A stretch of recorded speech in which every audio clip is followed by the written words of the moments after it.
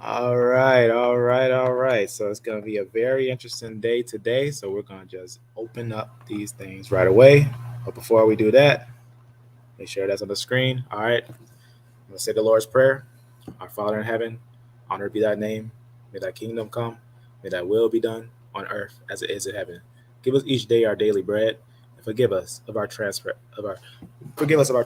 as forgive those who trespass against us, and lead us on a righteous path, and guard us from evil. In your name we pray. Amen. Amen. Forgive those who trespass against us, and lead us. Doing the sound check. Sound check. All right. Looks good. All right. Okay. Any questions? Let me know. I'll just do this quick little introduction as we usually do. So fair use as usual. All right. So very important. Fair use. Marijuana is the most addictive, violence-causing substance in the history of mankind. Cannabis was prohibited after 5,000 years of continual human use for three simple reasons: racism, greed, and lies. Welcome back to another video from revealcannabis.com. My name is Andrea Maharg, and I'm a certified cannabis coach and educator. In fact, this video is brought to you by the Cannabis Coaching Institute, where we train the next generation of cannabis educators to go out there in the world and teach other people about this beautiful and magical plant. So now let's understand something real fast. So I just want to point out what you just said and what this person said. I think that's really interesting. Let's play it out one more time. Then we're going to dive into. Marijuana is the most addictive, violence-causing substance in the history of mankind.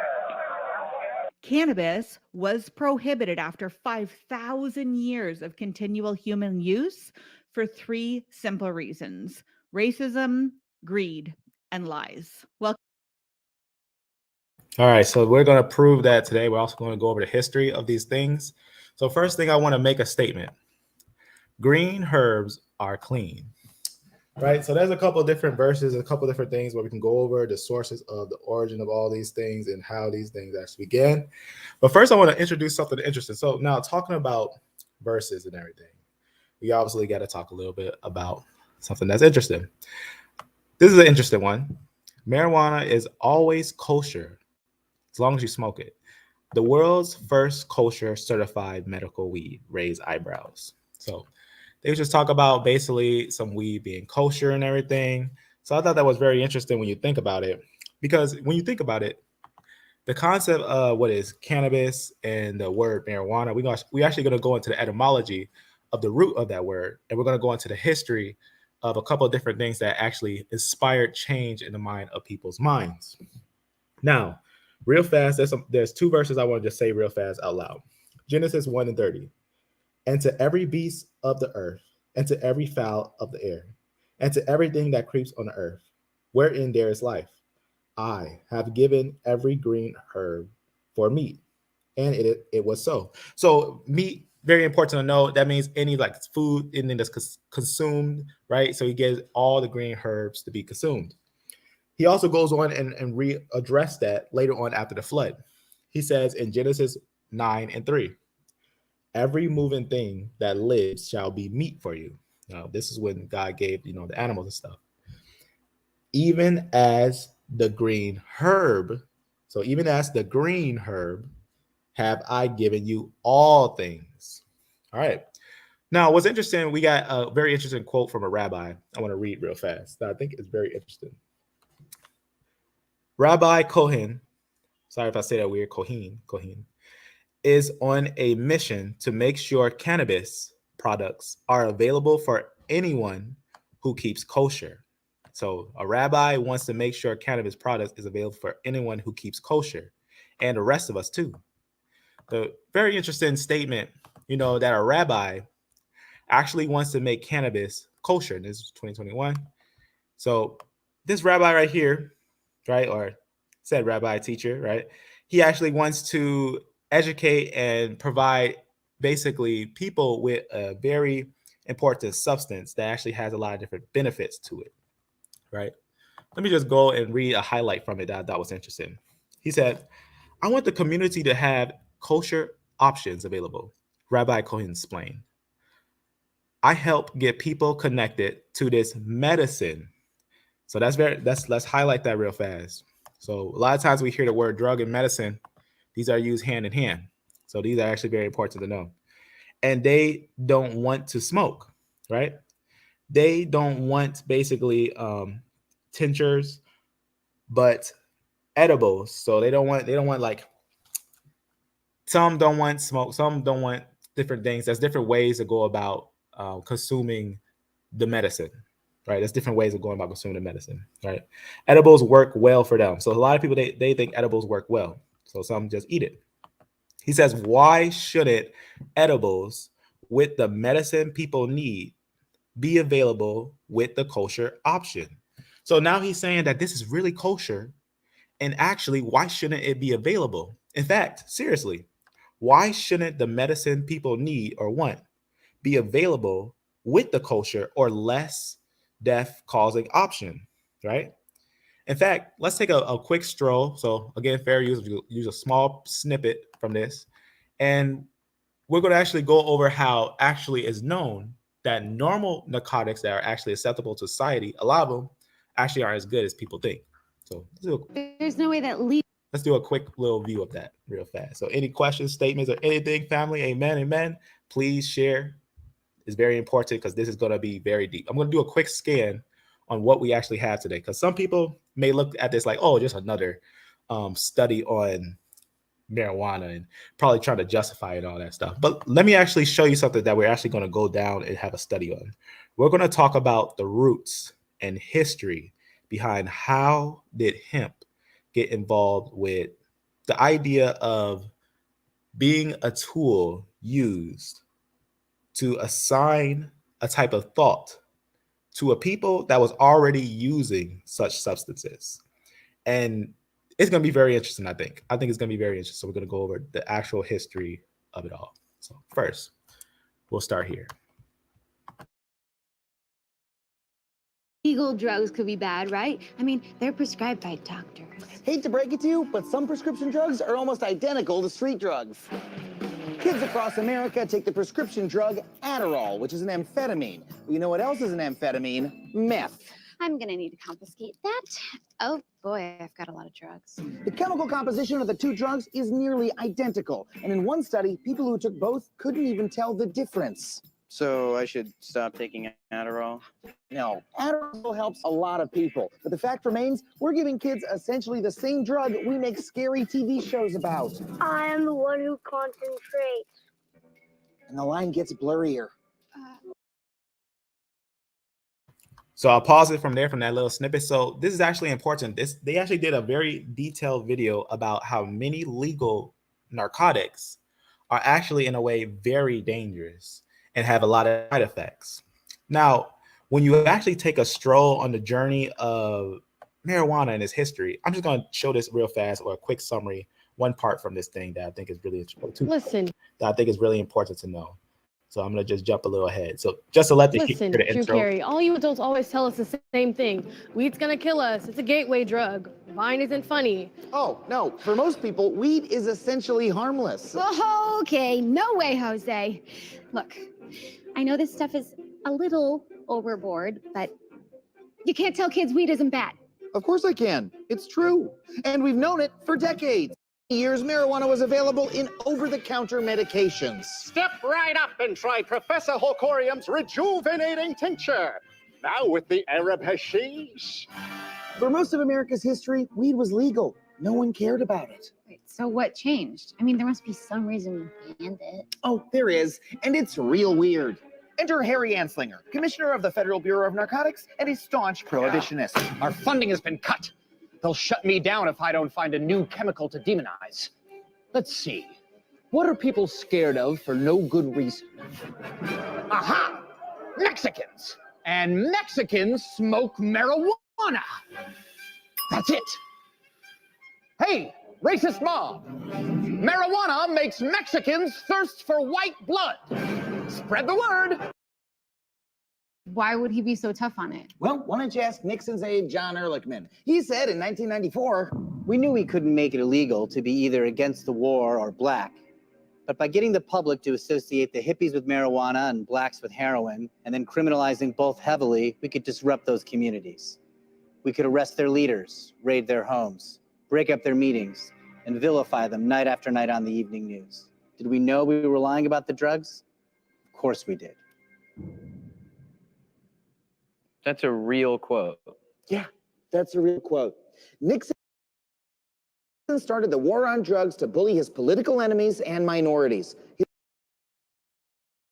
All right, so you see, we're pointing out some things that if you ever had seen these two, you get a nice little summary of it all. But now we're going to go into the deep historical understanding of it. First, let's get an understanding of what type of people or what type of groups were using cannabis, or the product that is most commonly known as weed, or what people commonly say marijuana. But we're going to go over the etymology of where the word marijuana came from.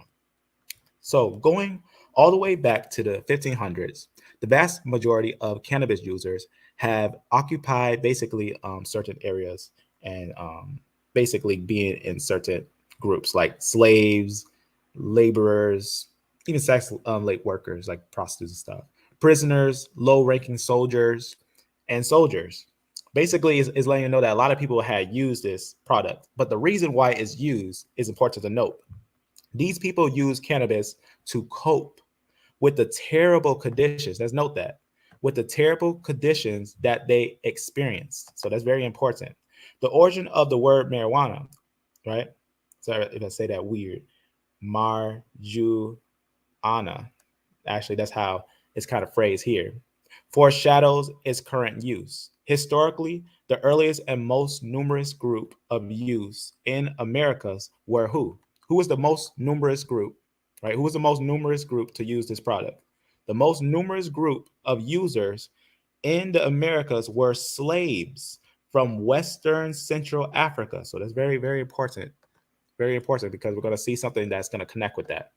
And it just says it connects many different cultures all the way from Angola. So I'm going to actually show this real fast, because we're actually going to need a map, because a lot of things that we're going to show is going to go from India to Spain to America. So even on Earth. Oh, of course, Earth. Even on Africa, even in Africa.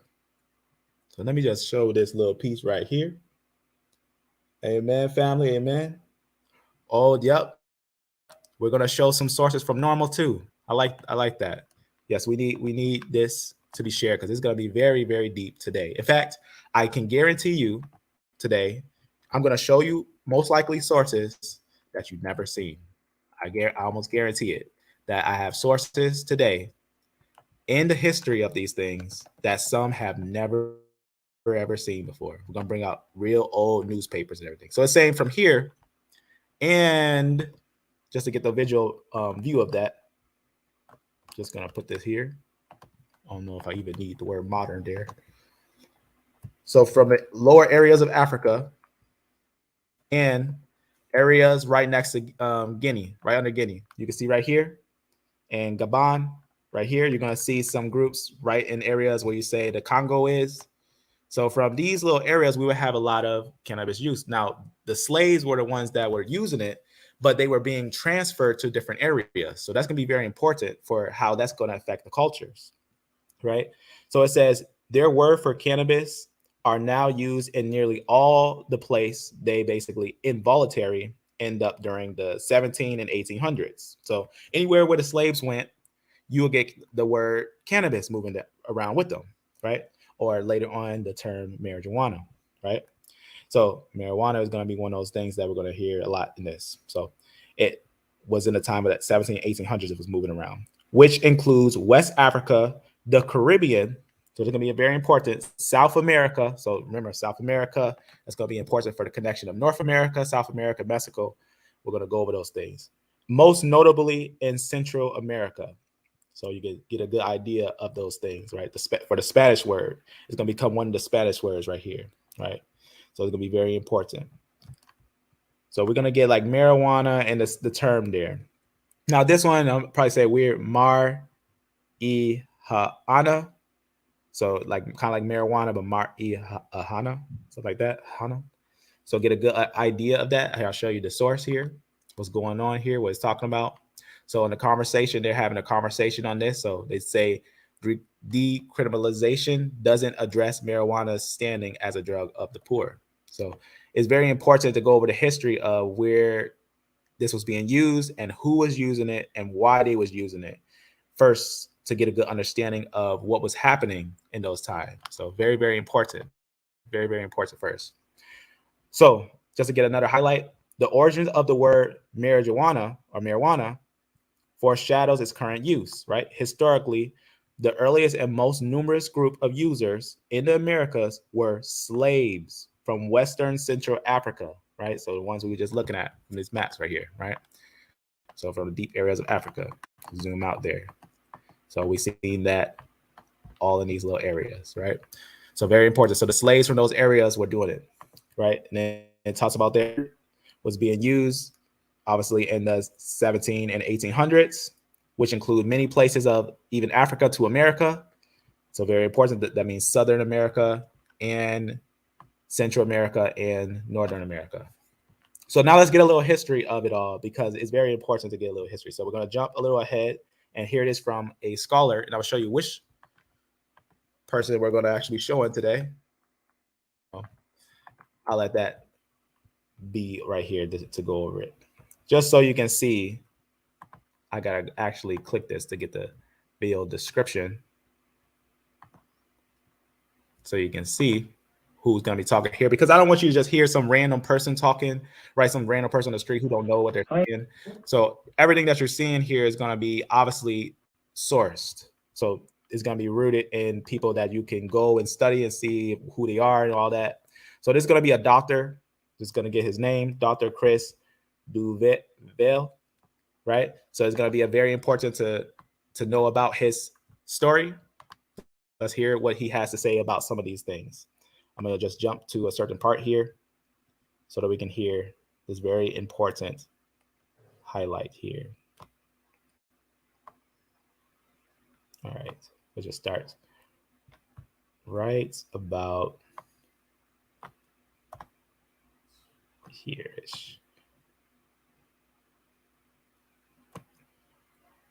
Here-ish.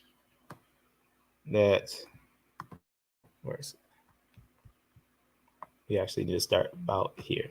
I don't know why I keep skipping like that. All right, we'll start here. About that specifically, mostly today, but I'm really, again, this is a broad scale sort of thing. And all right, so while this is playing, it's going to be working its way to the part. I'm going to pause. I'm going to pause it when we get to the right part. But it's going to be very important concerning the history of these individuals. About North Africa, if you're all right, if you're interested, I won't talk much more about.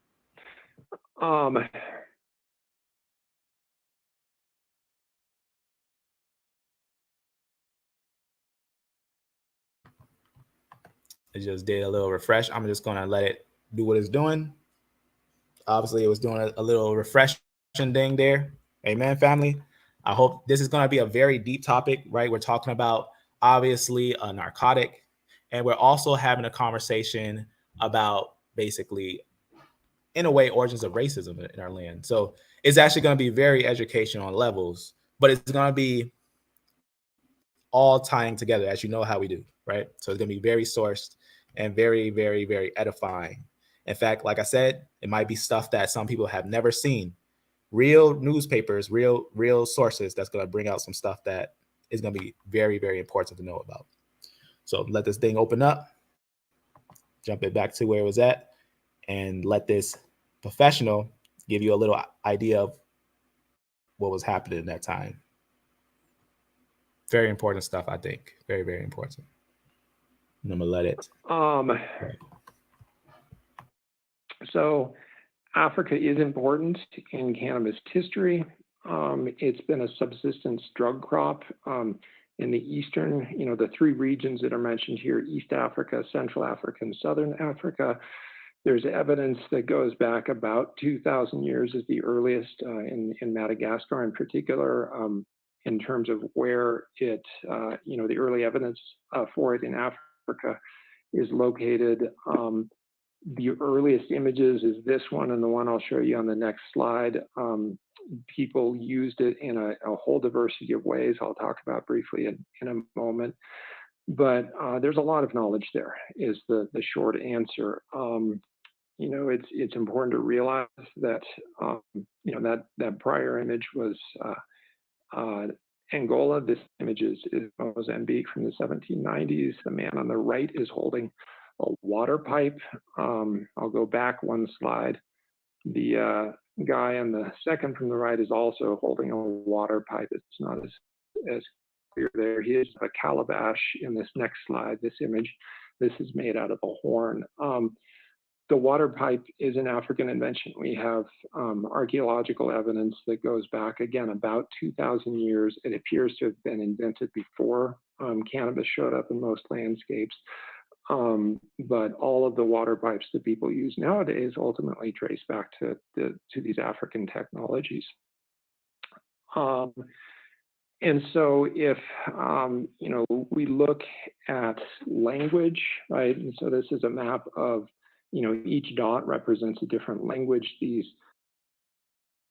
All right, so real fast, did you hear how he said that cannabis was being used in Africa almost 2,000 years ago, right? So it's letting you know that it was being used in the land as a medicinal herb.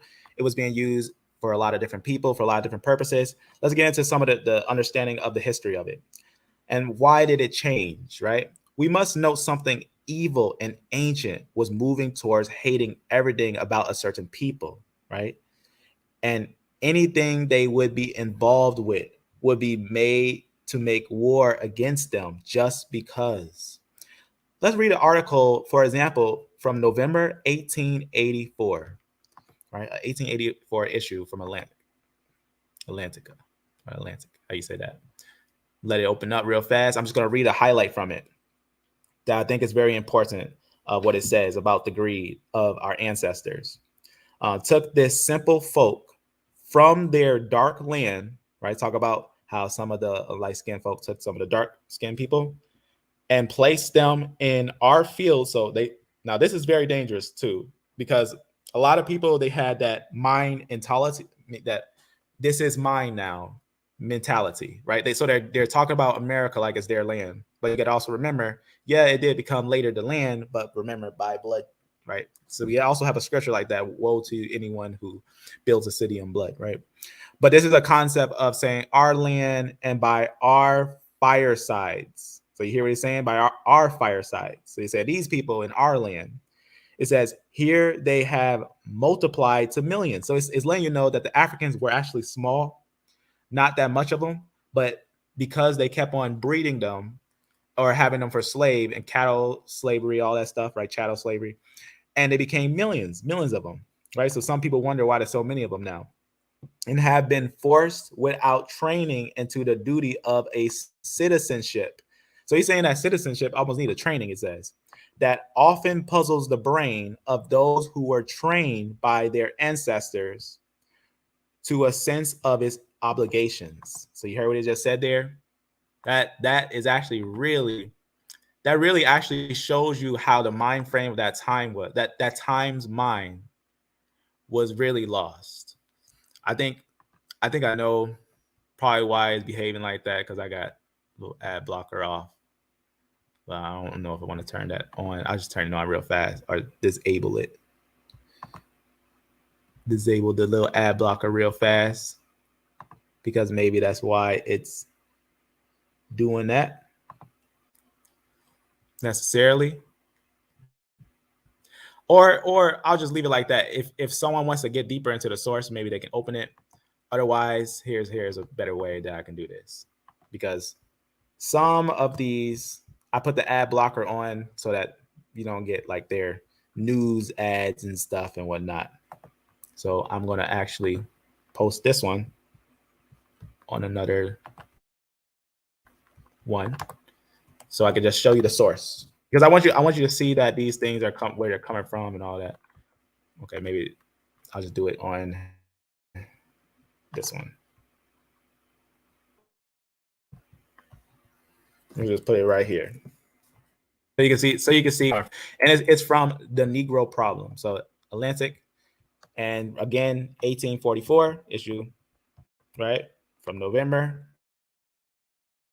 And it's talking about, as you see, talking about the dark people that they have in America. So this is actually important because of what happens during the Enlightenment. They have a certain mentality of the individuals and everything that's going to be kind of important. So if I have to do that again for some of these sources, I'll just show you that. Now, why is that? Now, why is that important? You're probably like thinking, well, that's kind of random in a way. But let's open up a ancient news flyer and go over what was going on, the mentality during that time that started to do something very provoking. And I let this thing, yeah, I'm gonna have to disable the add tool. Let me manage it. I don't want to turn it off, but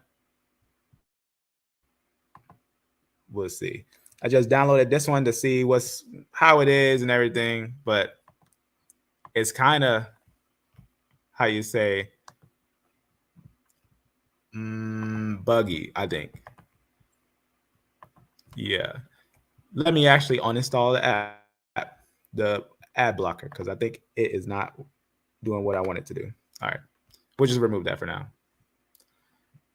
And again, fair use, just preparing information to go over history and to bring out very important information on these topics. All right. Let that load up. Oh, and we're getting on some very deep stuff, so I would not be surprised if we're also going to be meeting some outside force interruptions, because this what I'm bringing out is not going to be your normal common news flyer stuff. This is going to be the real stuff, like the real stuff of stuff. I'm just going to close it. Well, make sure you can still hear me there. All right. In fact, this is what I'm going to do for now on. I'll probably just open them on a separate one like this, if that's what I have to do. So I'm going to just copy it, or I'll just open the whole note in Firefox, because that's why you have multiple servers, because it helps a lot when you have multiple servers in case things like this happen. This has happened many times before, if you've been on the channel before. All right, let's look at what's going on here. All right, so let's understand what's happening here in this paper. So how old is this paper? 1918. We're going to go older than this. We're going to look at older papers than this, but we're going to look at 1918, right before the heavy penalties of banning marijuana. Now, remember who was first using it. Now, remember what's going to be said here. A Southern woman's statement on the Negro problem. Remember, we were just reading about that Negro problem from 1880 something, right? 1884. It just talks about the Negro problem, right? It just goes over some information, and it has a census. So if you know what a census is, right? You even see censuses in the Bible.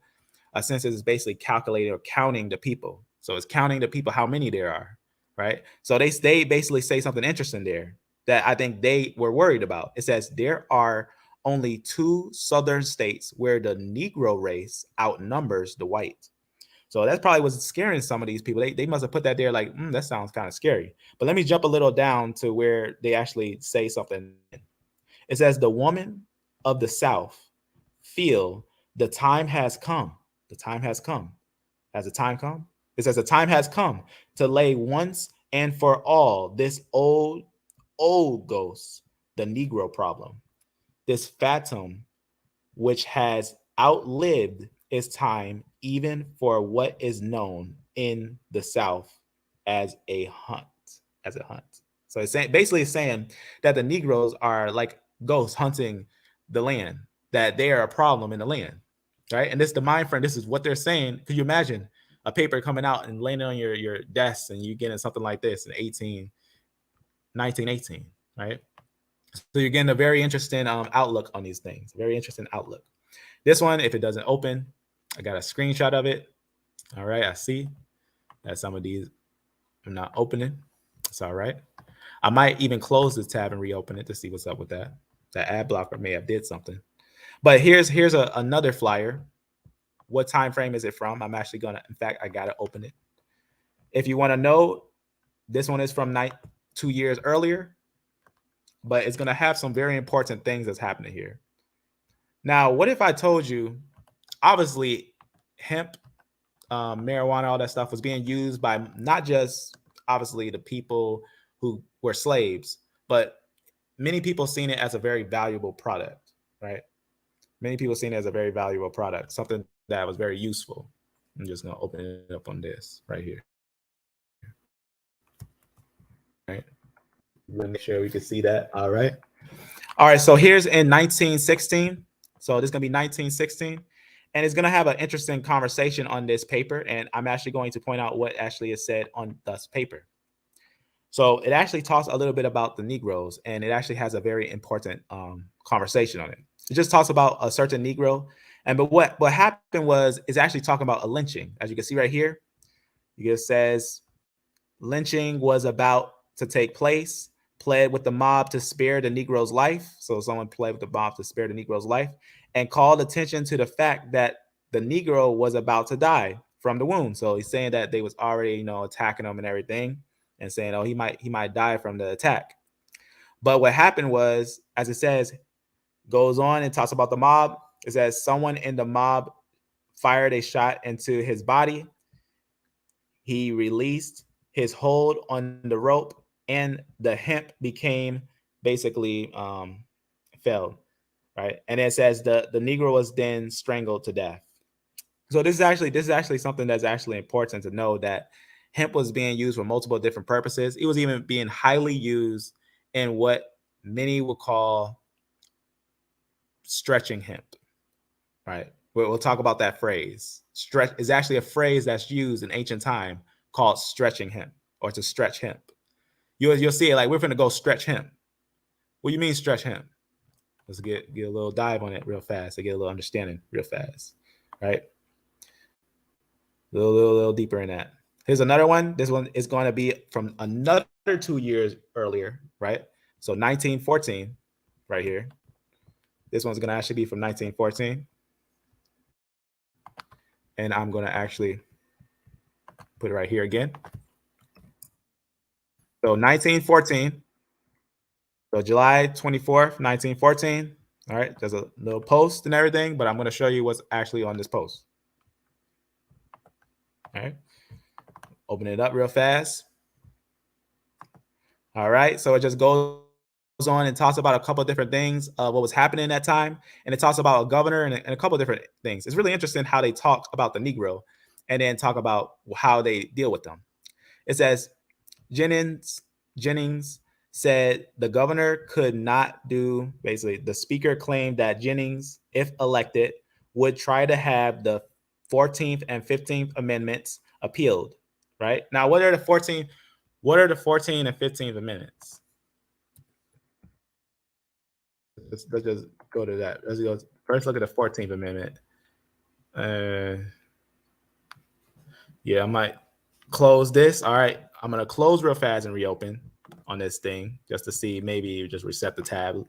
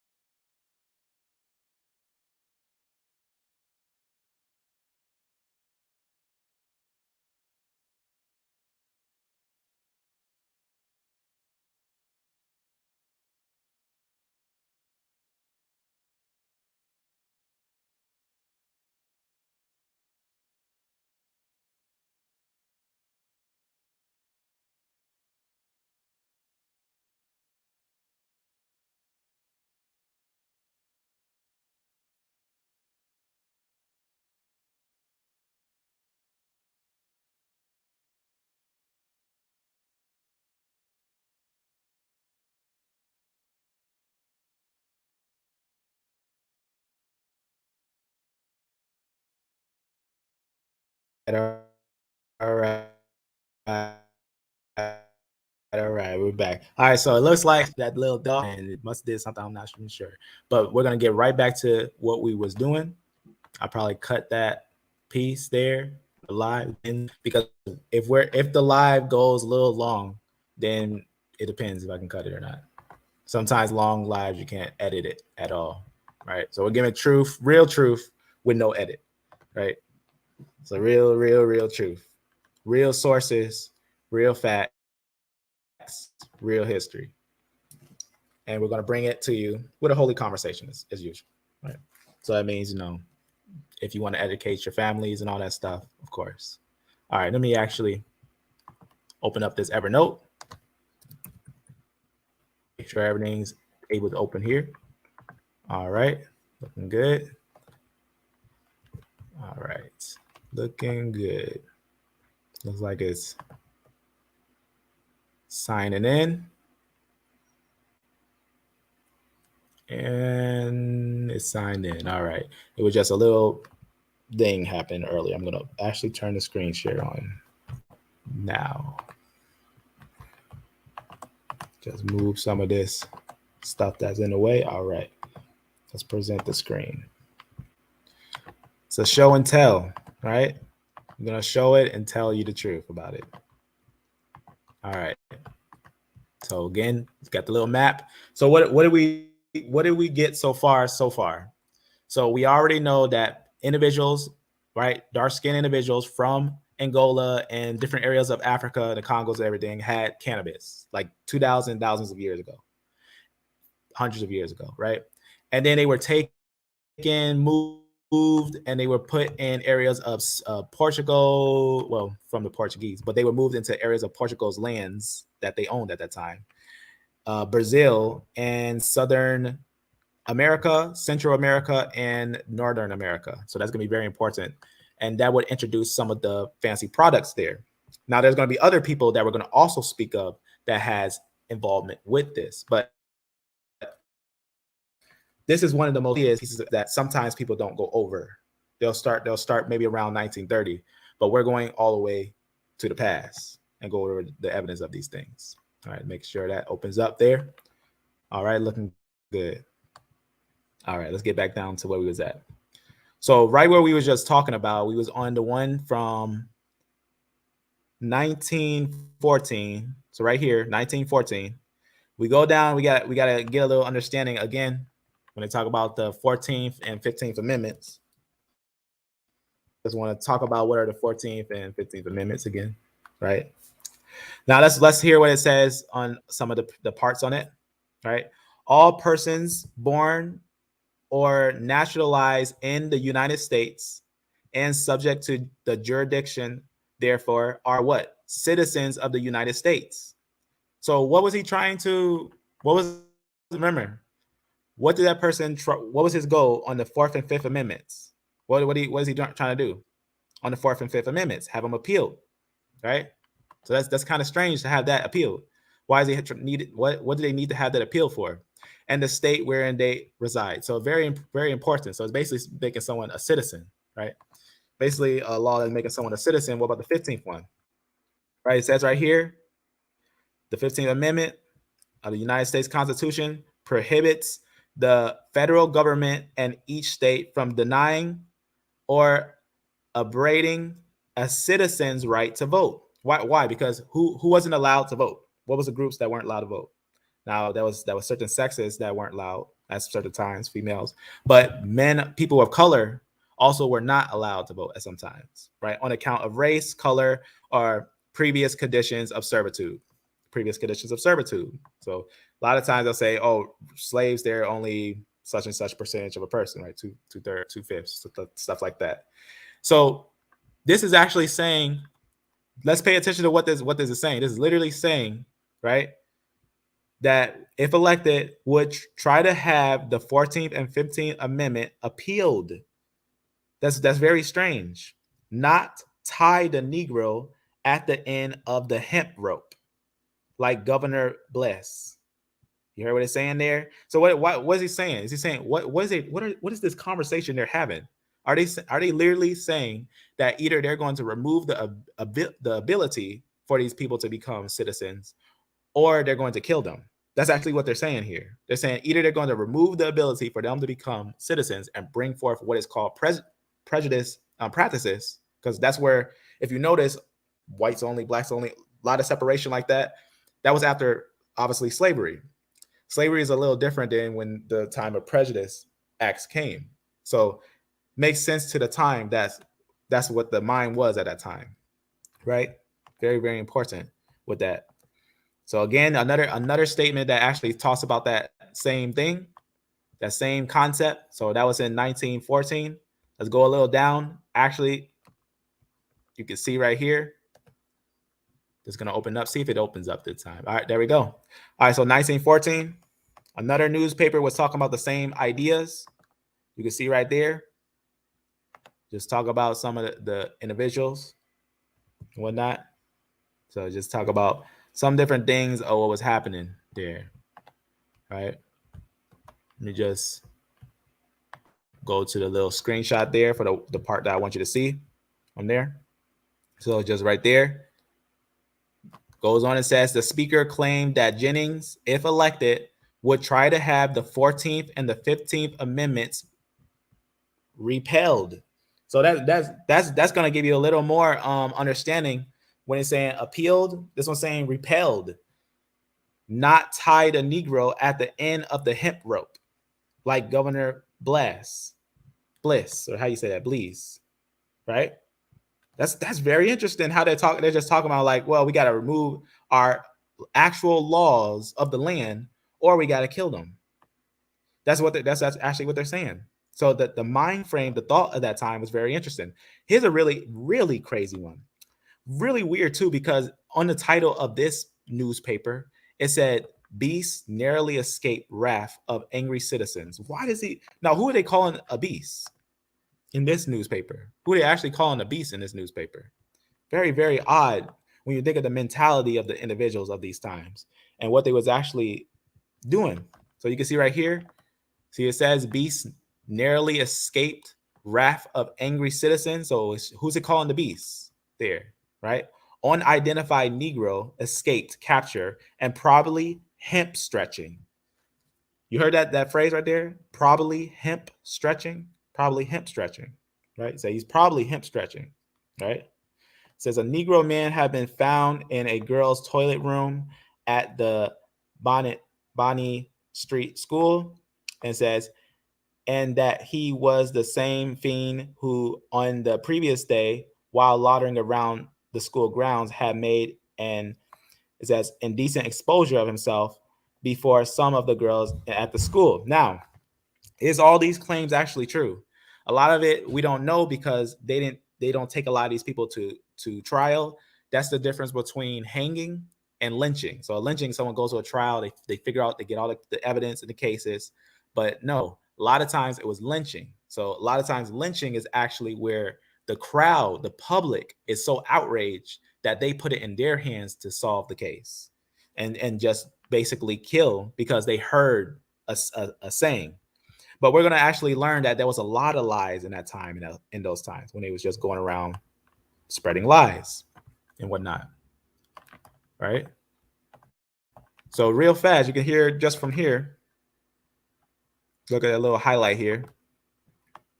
So again, talk about the Negro and everything and a couple of things of them, right? That's what we were just reading there, right?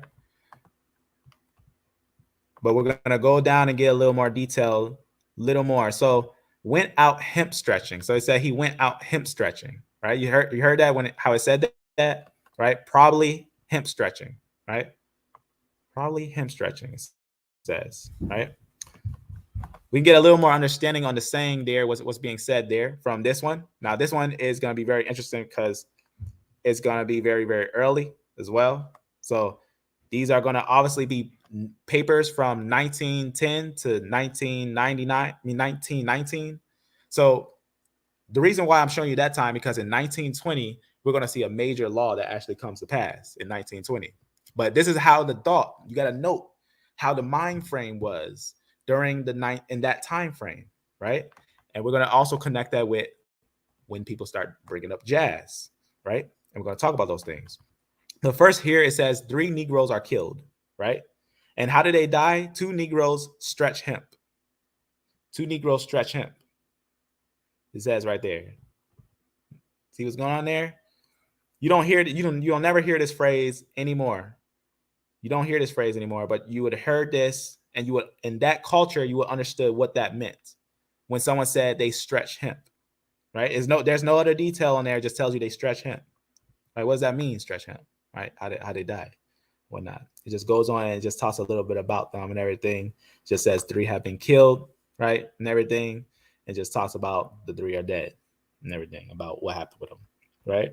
Let's just scroll a little down just to get a little understanding there, right? This is going to be another one from 1910. So it's going to be one of our earliest ones. So see how we was working our way back in time, right? This one was from 1913 and everything. This is from 1910. We're going to get a little understanding on this. Now, first, I'm going to give you the understanding of what does it mean to stretch hemp. So the etymology of to stretch hemp is basically ropes of the gallows would often be made of hemp. So very important to know about that. So a lot of hanging was done with hemp wraps, right? So to be hanged. So they would say stretch hemp, right? Another way that would be phrased is basically, let's go over here and hear it in this paper from November 19th, 1910. Let's hear what is happening on this, right? So right now it's just about understanding the mind. And then we're going to get into the direct thing. Listen to this. Even at this late day, the people can't be reconciled to a member of their before the war was atrocity, stretching hemp like a common with the ER, I can't even, because it's just so profane that I can't even. But is the long G of Niger, right? So stretching hemp like a common Niger. It even goes on. It was the crime of a common Niger. What was the crime of the common Niger? That's true, too. But he's not a common Niger, he says, with some different individuals, right? But what was the crime that was given to the common Niger? To stretching hemp. Now, why? Why would they put the rope of hemp to the Negro? What was the reason that it was that was the practice being used on them, hanging, especially hemp? Why? Right? That's very important. And what type of mind is that? You ever heard that saying, strange fruit? Right? You ever heard that saying, strange fruit? I'm just going to show this for those who probably not familiar with that saying. There's a song called Strange Fruit. If you actually understand the song, it actually has a very important root to it.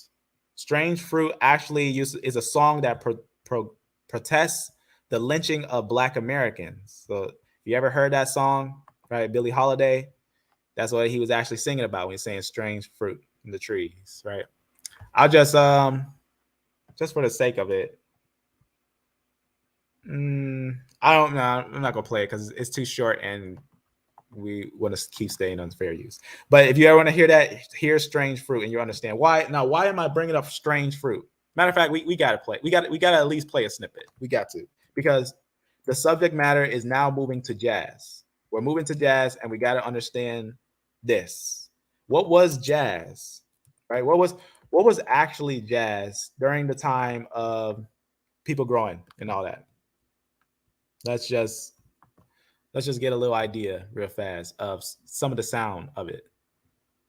So again, fair use, just for the sake of education. Trees, there seems fruit, blood on the leaves, and blood at the root, black bodies swinging in the southern breeze. Strange fruit hanging from the poplar trees. All right, so you heard that. So what does the strange fruit actually mean? Right? Is that stretching hemp? The first recorded use of marijuana in the United States in 1909 was in Storyville, the red light district of the Port of New Orleans, where Louis Armstrong was born in 1901, and is also regarded as what? The birthplace of jazz. So jazz also had a lot of marijuana moving around with it. So that's very important. So early on, we seen that jazz would have people with marijuana using it, right? So it says, since smoking marijuana was associated with wild music and crazy behavior, and who? And with the Negroes, and with who? Highlight that. And with the Negroes, the authorities moved quickly to stomp it out. So how fast did they stomp it out? How fast did they actually stomp it out? And we're going to find out that a lot of tools that they use was lies. I'm going to show you that today, right?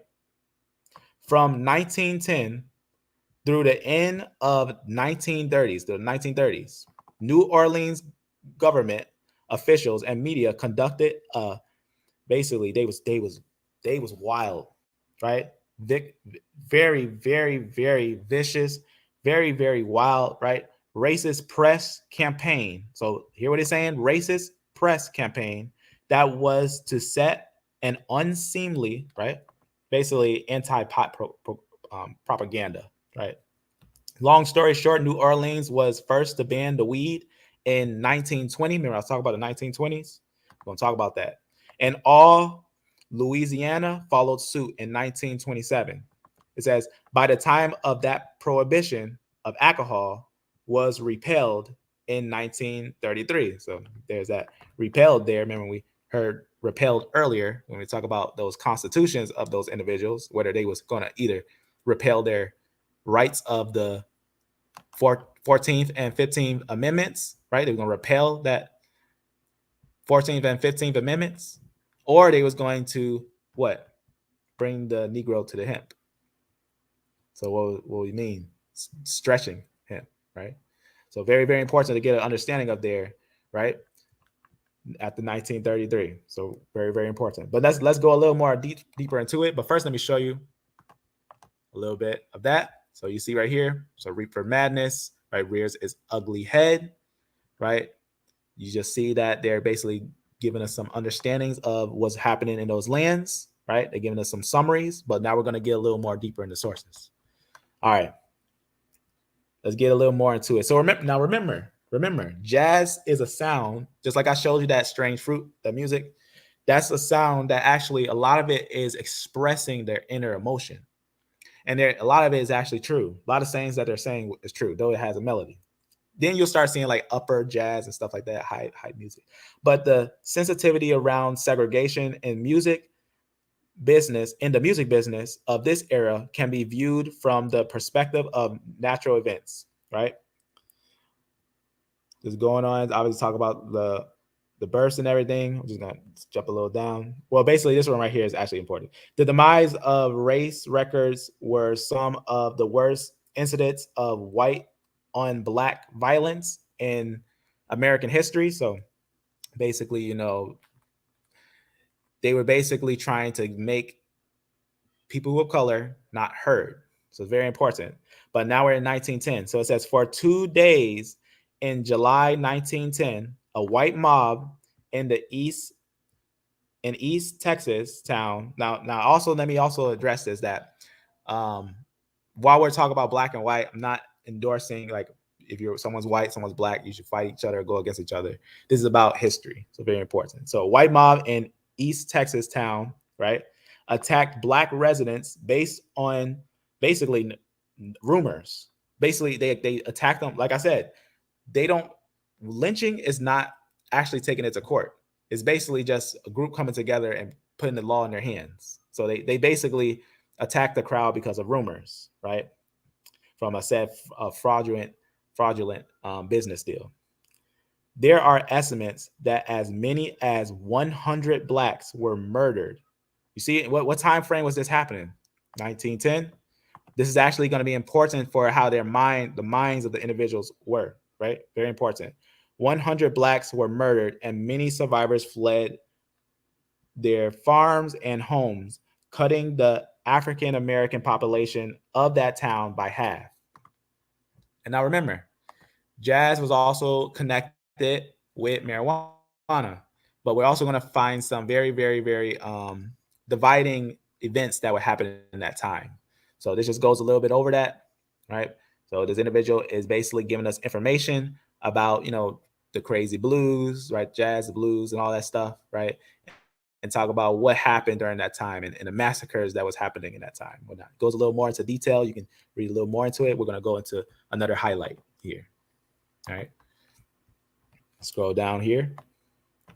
All right. So we can actually get an understanding that also we will get in the 1920s, many migrants moving around. But before we get those moving around from 1916 to 1917, right? So notice I'm giving you things from 1910 to 1920s. And I'm showing you that many of the blacks, dark-skinned individuals, were moving around and resettling in different areas. Now, this is important because we actually would know that a lot of different things of their cultures would be moving with them and settling in different areas. So that's actually very important. But this is actually one of the biggest migrations that a lot of people actually haven't really heard about, right? So very important to understand, like when we talk about colored Negroes and all that, that's going to be all historical facts that a lot of these sayings were being said. But this was actually a massive movement. You can actually hear it as the migration of Negroes in the 1917, right? So an article written by W.B. Du Bois, right?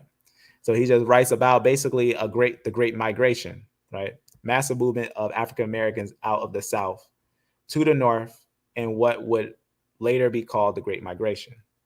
So very important. He just gives a little highlights of some of those things. Talks about how many there was, like 250,000. So definitely a lot of individuals moving around. It would be very important for the movements of the music and the cultures and a lot of different things. Obviously, they were having attacks by mobs and things like that. So there's different levels of things that were happening. Jim Crow, lynching, right?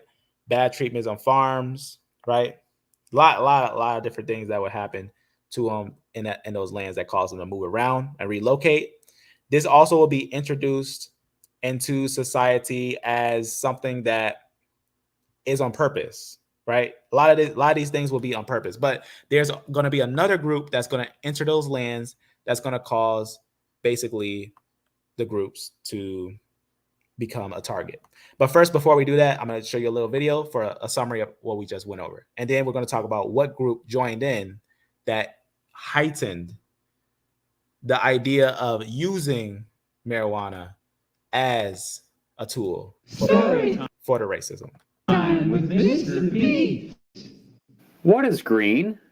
There are some who call me High. The first recorded use of the cannabis that does get you high was in approximately 2737 BCE. Emperor Shennang of China used the plant as medicine for things like gout, malaria, and poor memory. You heard that right. Throughout the next three... Well, now, first, he's going to show a little bit of the history and everything. I'm just going to jump a little ahead. If you want to see a little bit of this, he does a great job at summarizing the history. I'm just going to jump right here. So we can talk about how it went from this land right here, went down into Africa. And then when they had got some of the slaves, some of them got transferred into the areas of South America. And some also went up into North America. So that's going to be very important to note that some went across and brought the hemp with them and brought it down into the Southern Americas and also brought it into Northern America. Let me play a little bit.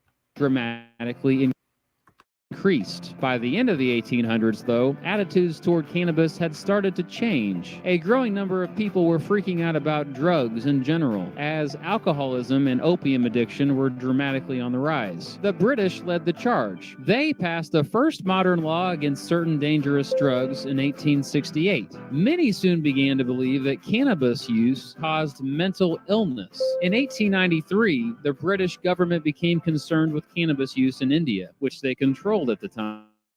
The next year, they issued a study called the Indian Hemp Drugs Commission, which found that moderate cannabis use was fine and that it did not make people go crazy. In the United States, the progressive area of the country, many progressives called for stricter regulations against potentially harmful drugs. In 1906, the U.S. government passed the Pure Food and Drug Act, which said cannabis was dangerous and required it be labeled before being sold. In 1913, California became the first state to ban growing cannabis. Many there called it, quote, local. In 1914, the Harrison Narcotics Tax Act officially made drug use a crime for the first time. All right, so now real fast, what's very important to note here is that one of the first times that it became illegal in America was in 1913. 1913 in California. Remember that real fast, because now we're going to go into the source on why it first became illegal in 1913. The first state to ban growing. So in California, 1913. Let's get a look at some historical sources real fast. Importantly, marijuana use did not appear to be especially common in Mexican immigrants communities, and a Mexican presence did not always lead to cannabis bans in the West. Why? Because, as you see, had to do a lot with the Negroes. In 1913, California became the first state to ban the trade, right, in non-medical cannabis. It says that law, however, had less to do with the state's large Mexican population than it did with border effects to curb all kinds of vice activities during the progressive era. Now we're going to get a little more detail into it. So it goes on and says, Colorado 1917 cannabis ban was likely a result of the same progressive ideas pretty much. But then it goes on as complaints about Mexican marijuana do not show up in the state's newspapers until the 1920s. So very important to get a good understanding is that first it was tied to basically jazz and a lot of ideas that, again, just going back up, that jazz would have had ties to basically making supposedly people crazy, right? Very, very important. But then we're going to note Mexicans that were moving from the lands of Mexico that are going to also increase that idea. So it's going to be very important. Why it says reports associating marijuana with Mexicans increased amongst growing anti-Mexican and anti-immigrant, right, settlements in 1920s, in the 1920s. So very important. So now we are moving to the 1920s to get a good understanding of what was happening there. But it actually goes deeper than that. We're going to also talk about the earlier involvements with the Negroes and the Indians. So that's going to be very important too. But first we have to understand the migration of this group. So American weed, history of the cannabis cultivation in the United States. So you can get a little understanding of that from this little piece of literature here. It's going to go into some of the history of it all. All right. It's going to scroll down here. So note the true root target. So it's going to be very important. So I want you to note the true root target. So now we're going from 1919 to 1920. So very, very important for this little summary right here. I'm going to show you what this professional says about the root targets here.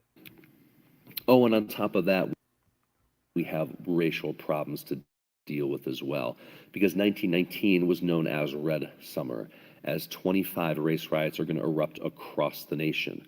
So in 1919, we are going to see a tremendous amount of violence being done to the African American community. So what are the causes of this rising tension that we're going to see in northern cities like Chicago?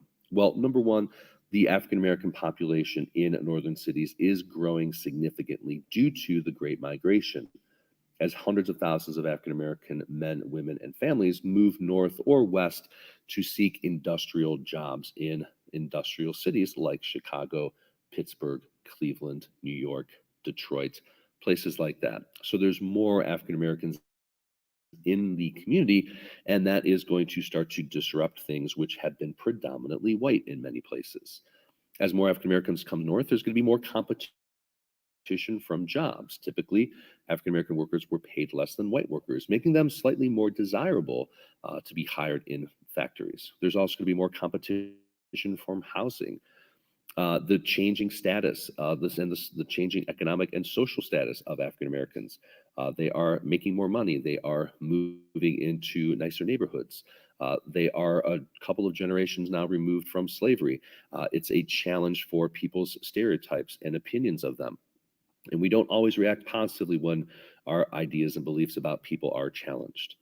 As white soldiers return from World War I overseas, they come back and see big changes to their neighborhoods and their communities. They see that Black workers are now working in jobs besides them. And that's going to be a huge challenge for them, that those jobs have actually been, quote unquote, taken from them by Black workers. We are struggling in our economy in the United States in 1919. Inflation is causing prices to go up. Workers are being laid off. Returning veterans can't find work. The price of goods is high. People aren't making enough money. All of those conditions are creating stress, which is going to find its way into this civil and racial unrest. The whole country is wrapped up in the Red Scare. We're afraid of communists. We're afraid of anarchists. There's bombs going off all over the place. African American soldiers returning from the war, they're looking for a change. As Black soldiers came back from France fighting for democracy, they now understand that they're fighting for something that they don't even have at home. So many African American soldiers are going to not want to stand down anymore. They're going to want to fight for that freedom for themselves. They risk their lives fighting for it for others. Now they want some of it for themselves. We're also going to see in the 20s and here at the end of the teens a reemergence of the Ku Klux Klan. Not just a group of people in the South anymore, but whose membership is going to rise significantly in many northern states like Illinois and Indiana and Ohio. And the Klan becomes more popular not just out of hatred for African Americans, but for anti-immigrant attitudes, anti-communist and anti-anarchist attitudes. People who may not have been inclined to join the Klan before are going to find it much more appealing, as the Klan symbolizes a fight against all these other dangerous things. In the South, there's also going to be an increase in the number of lynchings. In 1918, there are going to be 64 reported lynchings in the South. In 1919, 83 reported lynchings in the South. So things are getting worse instead of getting better. And it all comes to a head in 1919 during this Red Summer. We're going to look at two examples of some of these race riots. I really encourage you to dive into it a little bit deeper on your own. But on July 27th, 1919, we're going to see the start of the Chicago race riots, which happens over an issue of a young Black man swimming in a whites-only section of Lake Michigan. All right, so all this is important. The reason why, because this actually lets us know, again, the mind frame. Now we're going to actually get the understanding, so you can see why was all that stuff happening? What was the reason for all those things? Now we're gonna get a little more into the details of it, right? A little more into those details of those things, right? Very, very important. So this actually tells us, this is an interesting map. What it is I'll actually read it on the little side here. Well, it's right there. All right. So basically, what it basically is going to be a map of different cities, and what it's actually telling us is basically all the cannabis, all the different uses where it was being used at, and a lot of places where it was used is a lot of places where the lynchings were happening and stuff. You can see it over here in California. You see a little map here. You can see a lot of them in the South. A couple of different ones in this area here, obviously New Orleans and everything. But obviously spreading throughout the area. So remember, the Great Migration had a lot of spreading for a lot of these different things. So a lot of places where the word cannabis and cannabis was being used and is recorded. If you want to know the year of this, Let me actually show that here on this thing. Right here. If I recall, this is going to be from the 1900s. So very important. This is actually a map of it all here. And you can change it for like different times and everything. You can get different levels of what all could have been there and different details of the land of where we seen cannabis use early on and everything. So it's very, very important to get a little understanding of that. So that's what this is right here. So give a little history of those things that I think is important. So very, very important. So this individual has shared it. I thought it was very interesting that he shared that for the map. It's connecting little places where basically the groups were with the cannabis and also where they were being attacked. Now, also what's important too is the connection of the Indians. Now, before we get to the Mexicans, because it's going to be important to point out the Mexicans. But first, we got to point out something that few people actually talk about. This is what I'm talking about that few people didn't know, is the connection with the Indians in this. So first, let's point out how the slaves have mixed in with the Indians. So here's a nice little that makes leaves and flowers and stems and things like that. And so the indentured laborers that came to the Caribbean did bring ganja, and they also bought it on open markets, right? There was a legal market at that point in time. And yet we have to ask, well, why were they ended up going to the Caribbean to begin with? Well, the British brought indentured laborers from India primarily to replace slaves, right? And so when slavery was banned in the Caribbean, in the various locations, mostly between 1808 and 1840, they could no longer bring people from Africa, enslaved people, and so they needed to have a replacement for those people. But if you look at the actual numbers of folks who came, many more came from Western Central Africa before the Indians showed up, right? Before the British brought the Indians there. And if you look at the terms that are used for cannabis in Jamaica and elsewhere, you actually find a long list of words that trace back to Western Central Africa. They're kind of the terms that are used up in the hills or places that aren't necessarily mainstream culture anymore. They're used in oral histories and things like that. And we see this, again, this kind of Atlantic-wide pattern of a bunch of people called Congos arriving, and then you have the language and the plant use appearing soon after. Well, this is so profound. All right, so that was a deep one. If you caught it, what did he say? He talked about how the Indians were indentured servants. Now, what are indentured servants? What are indentured servants? What is an indentured servant? An indentured servant is not a slave. It's a person that basically signs themselves up for a certain time frame to be a servant for a long time. And a lot of times they would have people sign up in another country, come over, and in America the laws change, and they say you're basically a slave, or you're basically a resident that's going to work for a long time, for a very long time. It may not be what you signed up for. But let's read a little highlight of it. Remember we was talking about 1913 right here. Now let me zoom back up. We'll zoom back up. So just so you understand what's happening here, why we're kind of going through place to place, because it's important to get these historical highlights. So remember, when did cannabis first become illegal in America, right? In California in 1913. You heard me? In California in 1913, that's the first time that cannabis became illegal. Remember we was talking about that during that time when they was talking about some of they said, oh, it wasn't involved with the Mexicans. No, it wasn't involved with the Mexicans. Who was it involved with? The blacks and the Indians. Let's look at it. 100 years ago, in August 10, 1913, an obscure law banning the possession of Indian hemp took effect in California, also known as cannabis indica or hashish, right? India hemp had long been available in drugstores. So now note, Indian hemp had what? Long been available in drugstores. Let's note that. So Indian hemp had long been available in drugstores. So that's first important. Why? For what's going to follow. But first, let me show you what's happening here.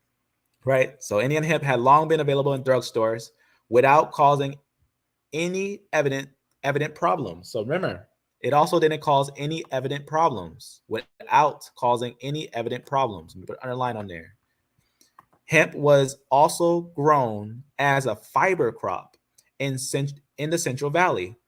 Only later did it become familiar by the Mexican name marijuana, or the later name marijuana, right? A word known to most Anglo-Californians in 1913, right? So very important. Leading the charge was board member. Now we're going to get an individual. We're going to find out what did they do to make this thing used in the attack of racism. Remember how we called this video? It's not going to be a joke, right? Root of why cannabis was illegally used in race wars. How now some think the green herb is a crime, right? Let's read a little more on this. So let's see who was leading the charge. Henry J. Finger, who privately expressed alarm at an influx of cannabis using Hindus. Actually, Indians, I should probably say the name wrong, probably Indians, in California. They are very undesirable. This is quote. This is not me saying this. This is what this Henry J. Finger said. He says, they are a very undesirable lot. So I mean a group. And the habit is growing. It says, Warren Finger in a letter to U.S. anti-narcotic chief Hamilton Wright. The fear is now that they are imitating our whites into this, or initiating our whites into this habit. You hear what he's saying there? So it's apparently the Indians were initiating whites into the habit. Finger's letter is the only known evidence of Hindu hemp use in California. So very important when it's talk about 100th anniversary of California's war on pot. So now you know why it became illegal in 1913. What was the reason?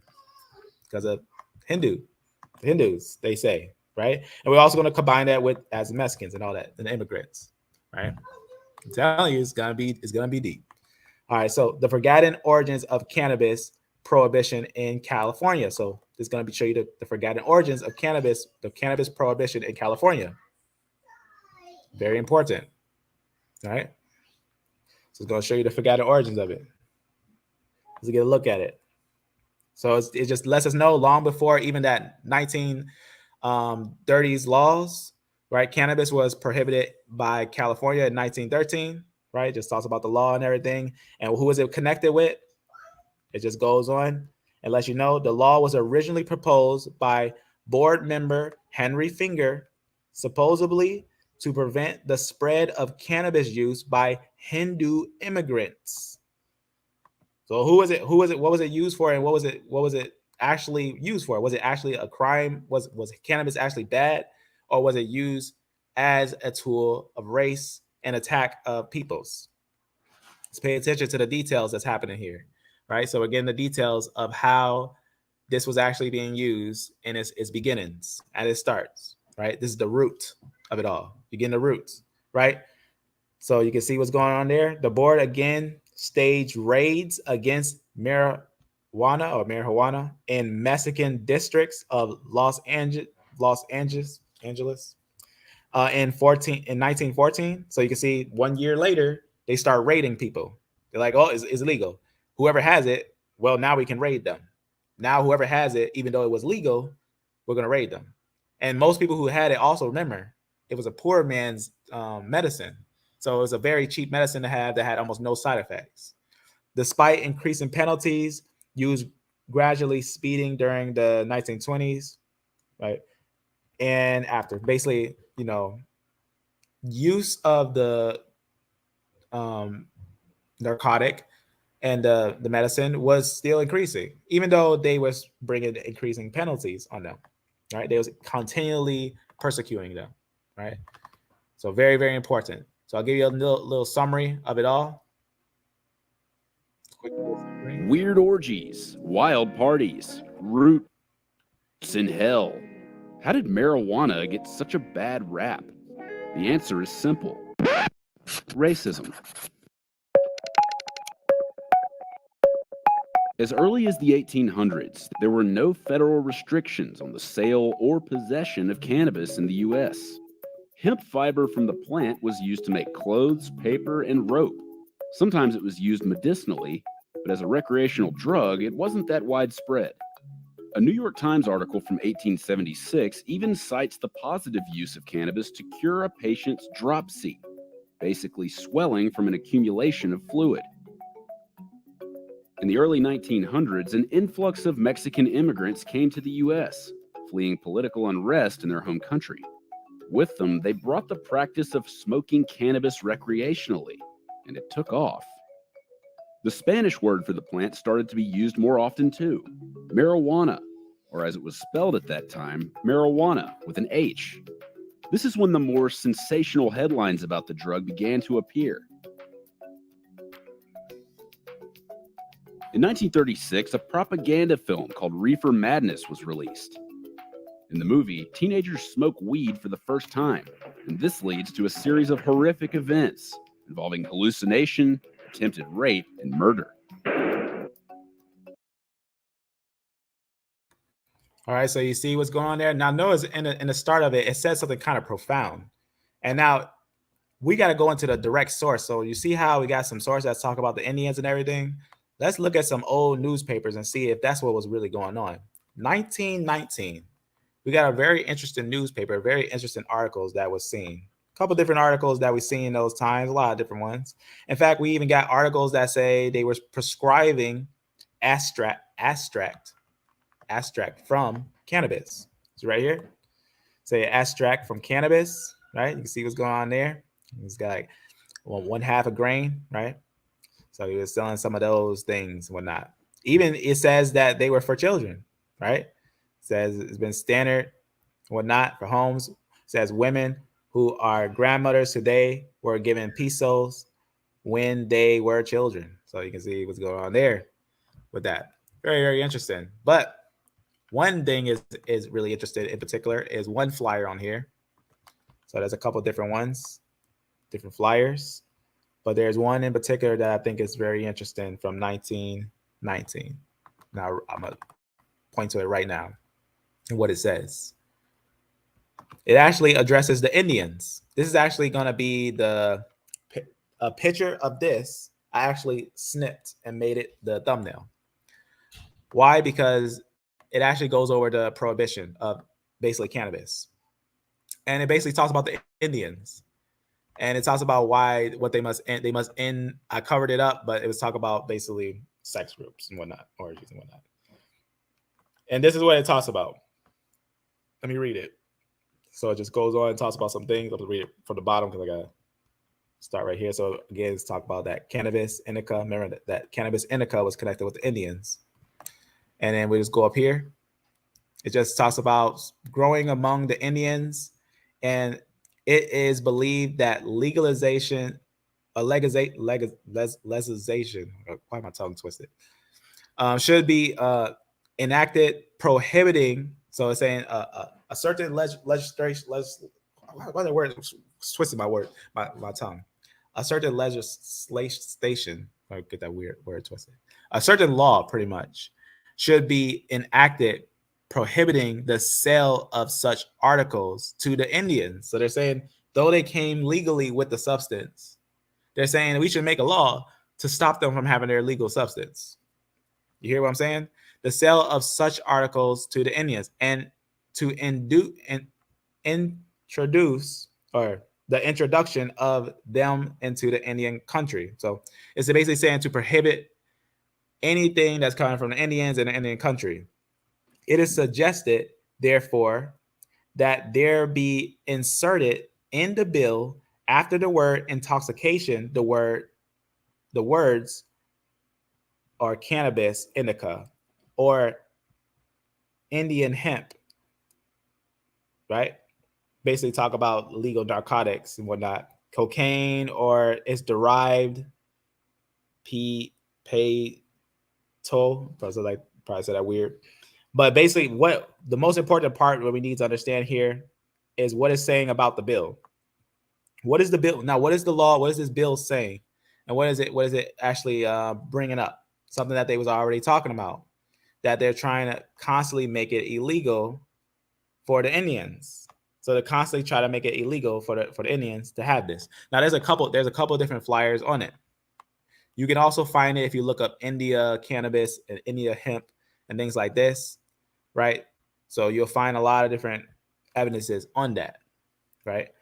But that's one article that actually shows us that, yes, just to give another highlight, another evidence that, yes, they were putting the blame on race. So it's very important to get a good understanding of that. That's very, very important. To get a little more detail on that highlight, let's scroll a little down and look at another paper. Look at another paper here. All right, so this one, a year before, 1918. This is the one we were just looking at. This is the one we were just looking at. This is the one on how we see. They'll say that actually in older papers, they're saying cannabis is not an opioid. So very important because it actually had cannabis in it. So very important. So the two were not the same. It's important like certain dangerous narcotics were not seen the same way like cannabis was until certain people try to make it a certain view by the mental, get people to have a certain mentality. That's very important to know about. Let's go a little more deeper into that history. We got to go back a little bit further to get an understanding. Now the Mexicans are coming. So we had the Indians, we had the Negroes or the blacks, they say, and we had the Indians, and now we're gonna get a little understanding of the Mexicans. The mirror here, it happened around 1910. The Mexican Revolution was starting to boil over, and many Mexicans immigrated to the U.S. to escape the conflict. This Mexican population had its own use of cannabis. So it's very important. This Mexican population, just like the Indian population, just like the African population, had their own use of cannabis. And they referred to it as marijuana, right? Not only did they use it for medical purposes. So wait a second. Did they use it for medical purposes? Not only did they use it for medical purposes, but they smoked it basically freely, right? Recreationally, right? A new concept for white Americans. So who was it new to? Who was this new to? Was it new for the colored folks? Or was it new for maybe some groups from Europe that probably didn't have much of the product? Didn't understand much of it, right? Probably new, as it says, new concept to white Americans. So that's very important. A lot of people that are westernized, they'll probably look at the product as dangerous and illegal and a sin. U.S. Politicians quickly jumped on the opportunity to label cannabis marijuana in order to give it a bad rep. Now, remember, it's important to know that that's what they were doing. So the leaders were labeling marijuana in order to give it a bad rep by making it sound more authentically Mexican at a time of extreme prejudice. So now they want to make marijuana sound more Mexican because they were making a prejudice against them. Very important. The marijuana revolution could very easily change the country, but there's a lot standing in the way. To understand why the status of pot is so contested, we need to trace the long, strange trip showing how cannabis became America's most controversial and lucrative plant. Marijuana and the United States go hand in hand. Our founding fathers, Thomas Jefferson, George Washington, and a number of others grew what was called Indian hemp. George Washington had over 100 hemp plants at Mount Vernon. The hemp grown by our first American presidents was an industrial cash crop, perfect for making strong fiber. that could be used for rope, sails, clothing, even paper, but not for smoking. The plants that you use to make the rope and the fiber have low THC levels and they don't get people high. While some early Americans made a fortune cultivating cannabis for industrial use, others began making big profits selling it as medicine. Cannabis was a major ingredient in medicines that were recommended for use in insomnia, menstrual cramps, nausea, muscle spasms, depression. But it wasn't until the 20th century that pot gained momentum as a recreational drug in America. Essentially, it was this drug of the subculture. It was a drug that was popular among jazz musicians. It was a drug that was used by Mexican immigrants in the American Southwest. Those against the drug used pot's association with both groups to frighten mainstream America. The first thing that they did, which is very important, is that they changed the name to marijuana. They made it sound like a Spanish word so that people would start thinking about the Mexican migrant workers and the black jazz musicians who are smoking this plant, and oh, they're going to rape your white women, and we have to make this illegal. The backlash grew during the Great Depression, and in the mid-1930s, states looked to the federal government to stop the drug from spreading. All right, so now we're getting to the time where the massive amount of the racism comes out, where most people talk about the 1930s. A lot of people, they talk about those times, but you got to know about the history of the Mexicans first. So this is going to be very important to get a good understanding of this right here. So very, very important to get a little summary of this. So the racist roots of marijuana prohibition. So very important to get a little understanding. The war on marijuana was a product of America's growing prejudice towards the influx of Mexican immigrants after the Mexican Revolution, right? Also, you know, hear me say, you probably hear me say Mexican a lot. And a lot of individuals, they feel indifferent about, if you ever talk to like Spanish people, there's a lot of difference between how they feel about the word Mexican. Some don't, some say they're not Mexican, some say they're Spaniard or Spain, different things like that. So I got a little history video that I think is important to show for wording here. All right. The drug was introduced into America by the Spanish in 1545, where it became a major commercial force and was grown alongside tobacco. Very, very interesting. Farmers mostly grew hemp instead of cannabis, a form of the plant that is very low in THC. And by 1890, it had replaced cotton as a major cash crop in southern states, right? Hemp continued to flourish in the States until the 1910s. So when Mexicans began popularizing the recreational use of cannabis. So very, very interesting. So first, let's get a little history on what are Mexicans and all that. I just want to show you a quick video on that and whatnot before we start talking about anything further, because actually a lot of people don't know what Mexicans are. With only one. A Mexican is a native to the land. One who's a ancient original Mexican is a native to the land. In fact, Aztecs were first called basically Mexicans. Let's talk about that. Ones who really benefited from this.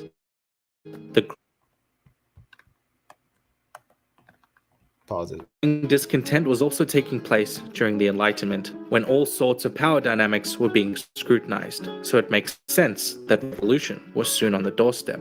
All it needed was a catalyst, which would come, confusingly, in the form of the French.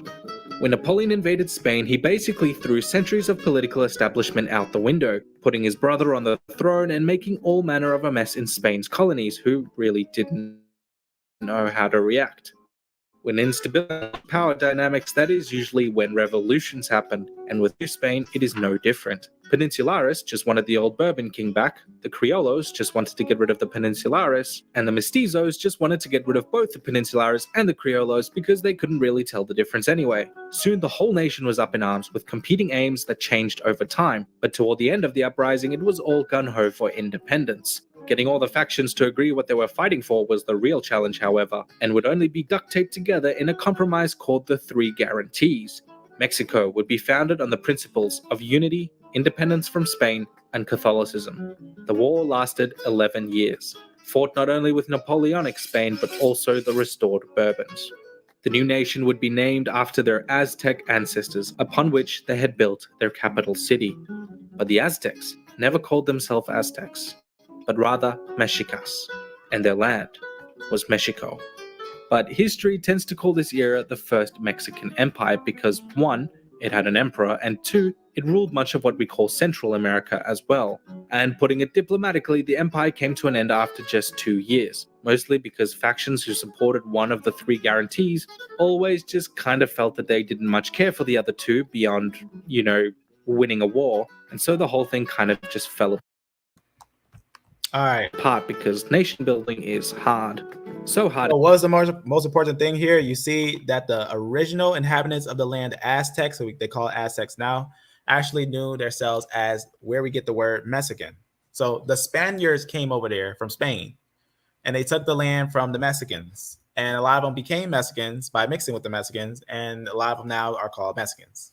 So now that's why the name, the concept, and the phrase Mexican is important to know here. Now, a lot of times when we think of in America, obviously, how they call people the long G Niger, and they call people Mexicans, a lot of it actually has offensive roots. In fact, marijuana may have offensive roots, in fact.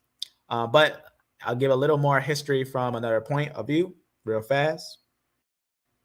Today in Draw My Life, the Mexican Revolution. And in fact, I'm going to open up that tab on here because I don't like when this tab pops out like that. So mind if I close it real fast.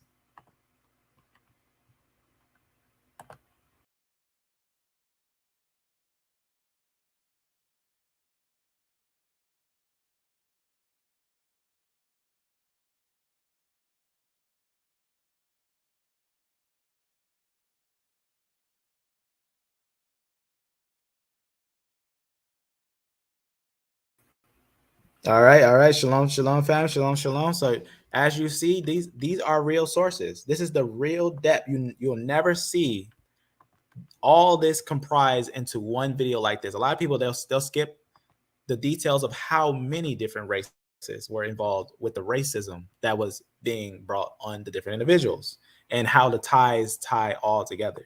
So this is actually going to be looking at the total picture of it all, the total picture of everything. Right?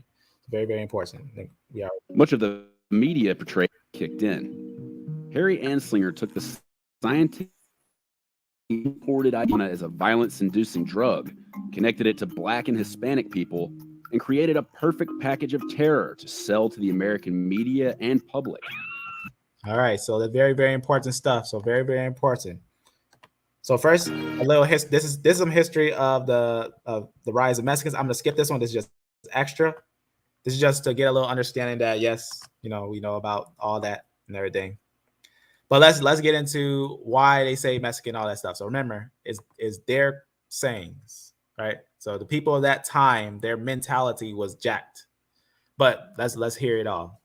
Throughout the 19th century, new reports and medical journal articles almost always use the plant's formal name, cannabis.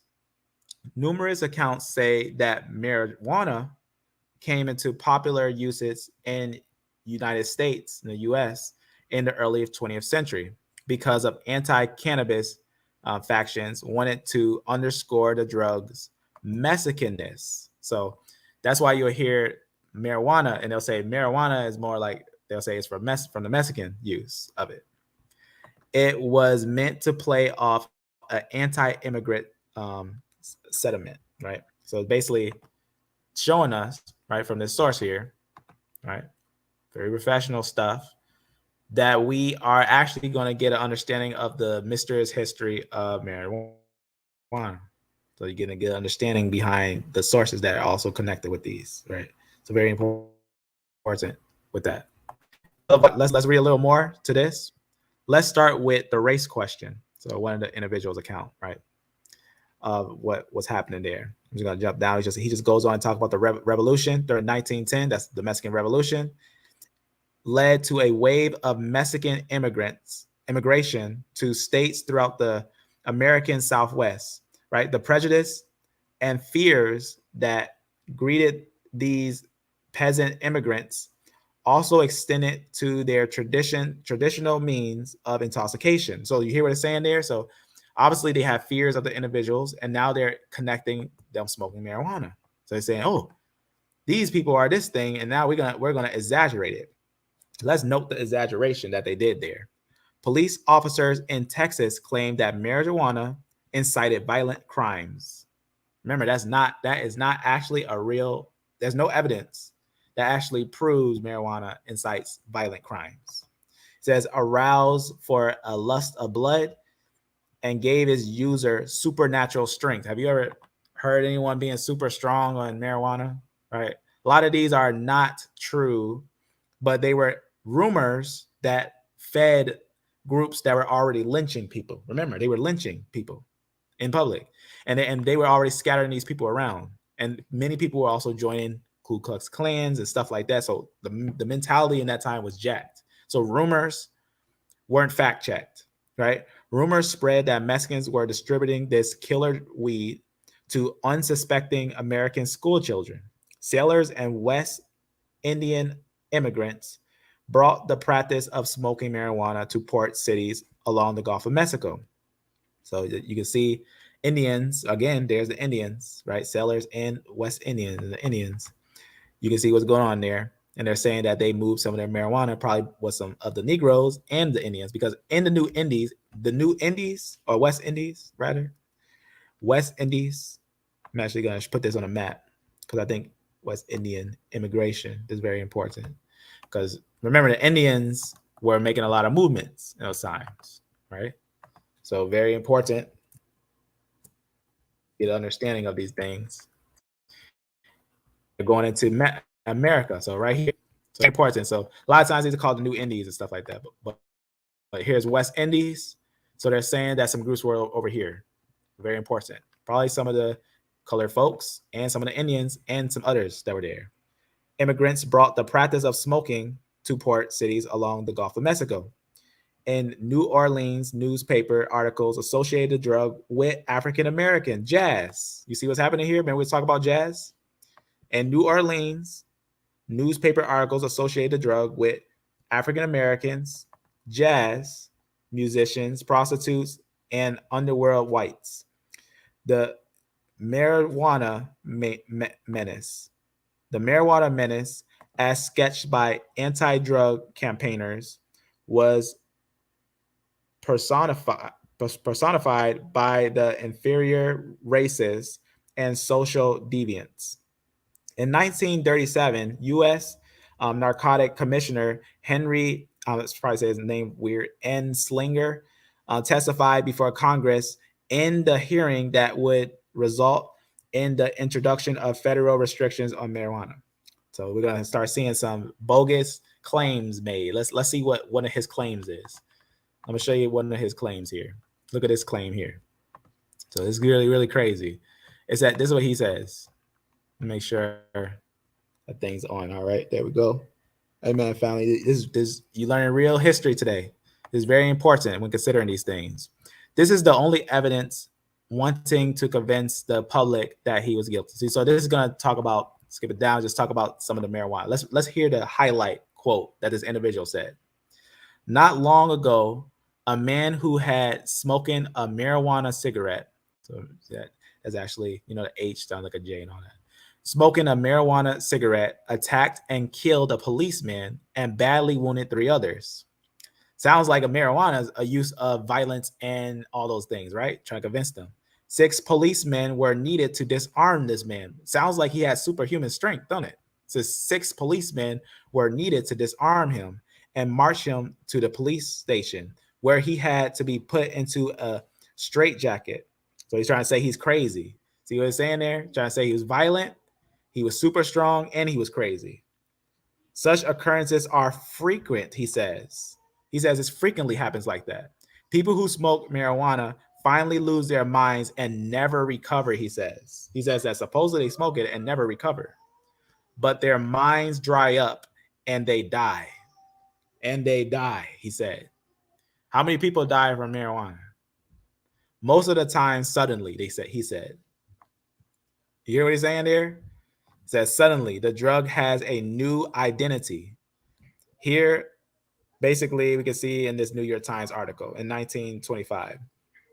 And what it was called, basically, Mexican crazed by marijuana runs amok with butcher knife. You see what's going on there? So very, very important stuff. Very, very important stuff to get an understanding of that.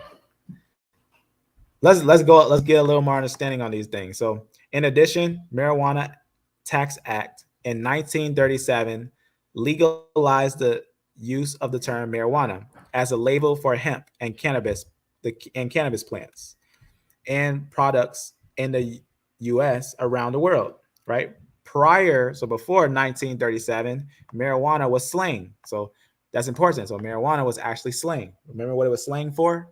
It was slang for the Mexican migrants, right? It was not included in any official dictionaries. So he's saying it was not included in any official dictionary. The word marijuana is probably of Mexican origin. And it just says Mexico passed basically, certain laws to also, not allow it and whatnot. I'm just going to jump down because what was just talking about is what we're going to get into, right? This is just an interesting summary highlight of what we're going to point out in this last piece, right? So you can see it's just telling us about the act. Most people know about this act, right?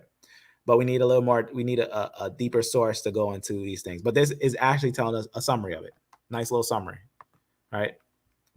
And it just talks about all those things and whatnot.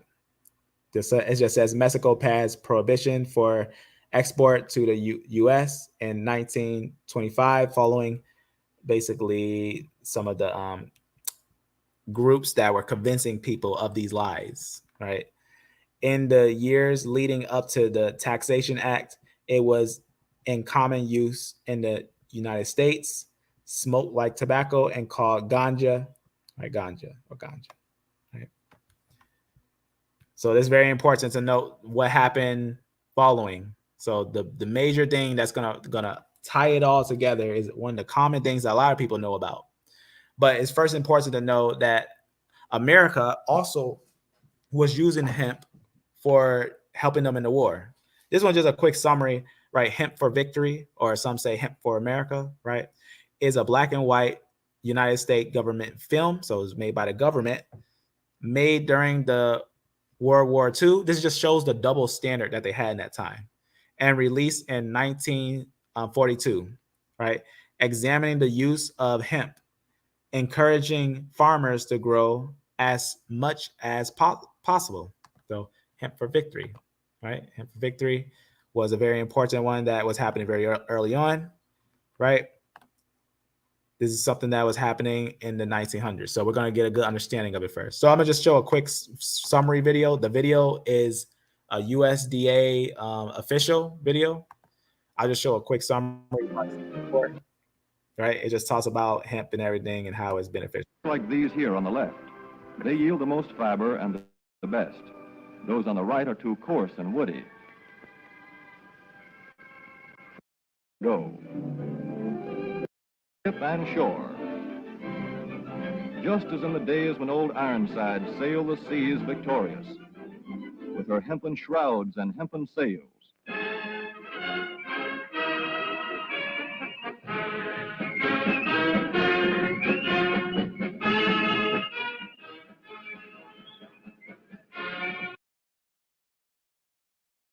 All right, I just showed a small part of that because a lot of people seen this. If you haven't seen it, you should.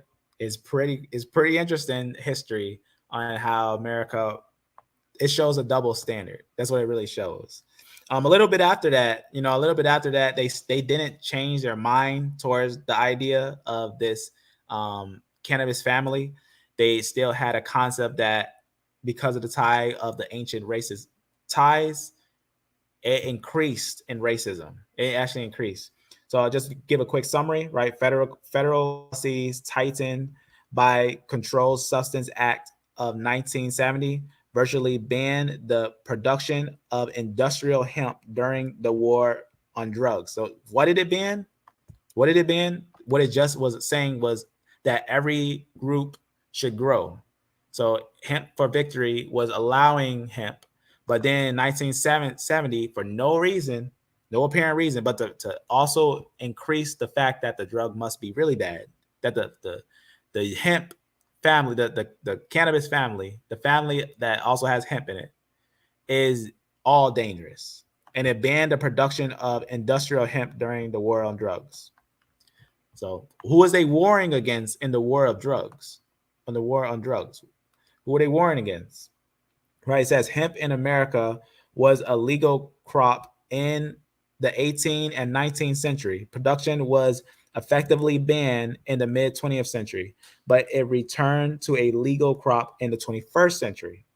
By 2019, the United States had been the world's largest producers of hemp, behind China and Canada.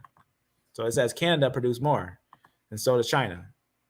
So hemp in America and United States, to get a good understanding of what's happening there. But remember, they also was trying to make it illegal, right? It effectively made all cannabis cultivation illegal, right? So very, very important to get an understanding of that, right? And that's going to affect people's minds, how they view that plant, thinking it has absolutely no uses. But we got to look back at what happened during the time of Nixon. Now, this is where we're going to get the full summary of a saying that we already had pointed out, right? Nixon's campaign in 1968 and the Nixon White House after that had two enemies: the anti-war left and black people. Heard that? The anti-war left and black people. Former Nixon domestic policy chief John, if I say his name weird, Lichtman, told basically one of the reports in one of the studies this is what he said. Let's just read what he said. You understand what I'm saying? We knew we couldn't make it illegal to be either against the war or black, but by getting the public to associate the hippies with marijuana and the blacks with heroin, and then criminalize both heavily, we could disrupt those communities, right? This individual said. We could arrest their leaders, raid their homes, break up their meetings, and vilify them night after night on the evening news. Watch what he said. Did we know we were lying about the drugs? Of course we did. Of course we did, he said. Of course we did. He said, did we know we were lying about the drugs? Did they know they were lying about the drugs? Were they aware that they were using those drugs as a race war? Of course they did. Right? Of course they did. So, and let's understand that this quote right here, is this a real quote? This person really say that? Did he really sit up there and say that? Let's hear a little insight on this. During the 1920s, many anti-marijuana campaigns were conducted to raise awareness about the many harmful effects the drug caused. These campaigns included radical claims. Are they including factual claims or incorrect radical claims? These campaigns included radical claims stating that marijuana turned users into killers and drug addicts. They were all obviously fake, made up in an attempt to get rid of Mexican immigrants. You heard what I said? They were all obviously fake, made up in an attempt to get rid of Mexican immigrants and others. Right? Look what it says here. It says, a widow and her 4 children have been driven insane by eating the marijuana plant, according to the doctors, who say that, look what they say. This is how you know they're lying. Who say that there is no hope of saving the children's lives, that the mother will be insane for the rest of her life. Is that how marijuana works? Tell the truth of the science and tell us, does the effects of marijuana, as soon as you do it, affects you forever? That you cannot be saved. You're literally unchangeable. Whatever state you're in, you're stuck in that forever. But that was from a post in 1917. 1927. So very important to understand how early this was happening. It was clear the newspaper and tabloids were building a campaign against the plant. And much of it has been said to be based on what? Much of it has been said to be based on racial ideologies against Mexican immigrants. So very important highlight there, right? Very important highlight. Now let's see a little interesting little video on these things. So the complicated history of cannabis in the US. So let's get a little understanding of these things. So 1950. My father didn't know his dad with Ancestry. I dug and dug until I found some information. Certificate. Wow. And then you add it to the tree. Let this go by real It's fast. like you discover a new and family then we'll member. talk about it. Discover even more at Ancestry.com. All right. Check this out. Let me try.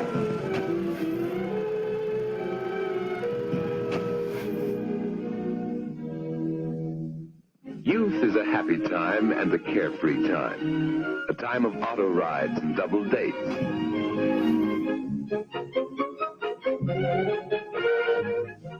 But sometimes in these troubled days, the very thoughtlessness of youth has led to a living nightmare.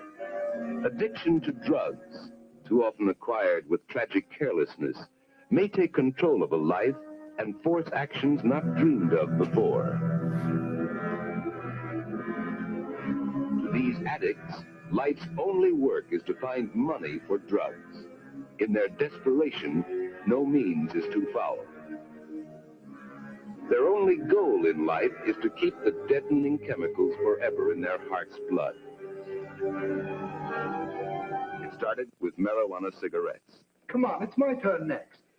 Gee, Duke, where'd you get him? I know a guy. 3 for $1. Let me try. Gee, I feel awful.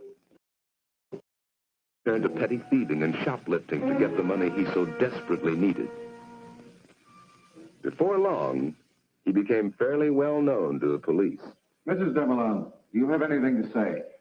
Judge, he's a good boy. I understand.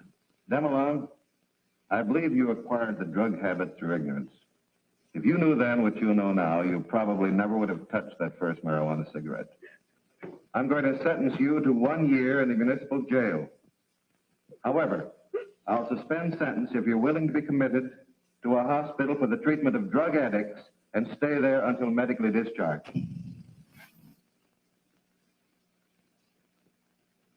Yes, sir. All right, so ordered.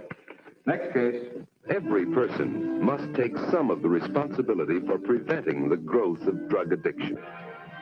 Only by avoiding these drugs completely can he be sure that he will remain forever safe from a vicious habit which enslaves not only one's body, but the soul as well.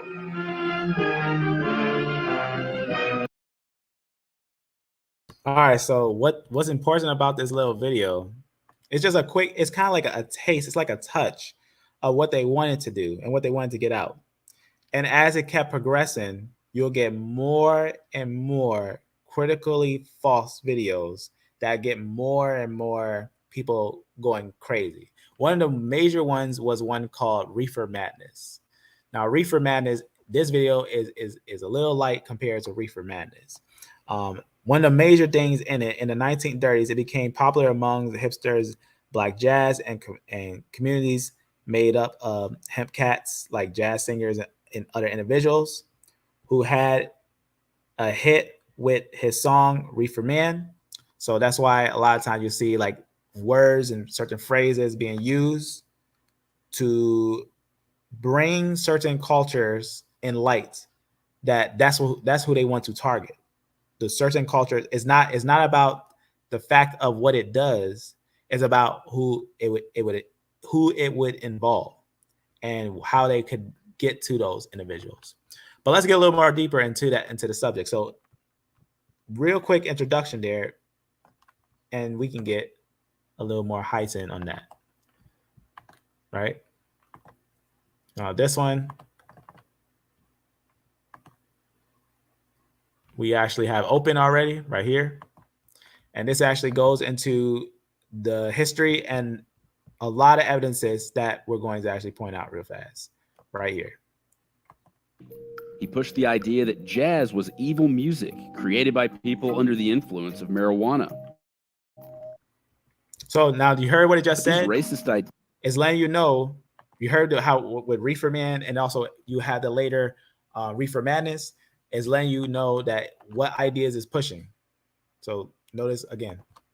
He also created a narrative around the idea that cannabis made black people forget their place in society.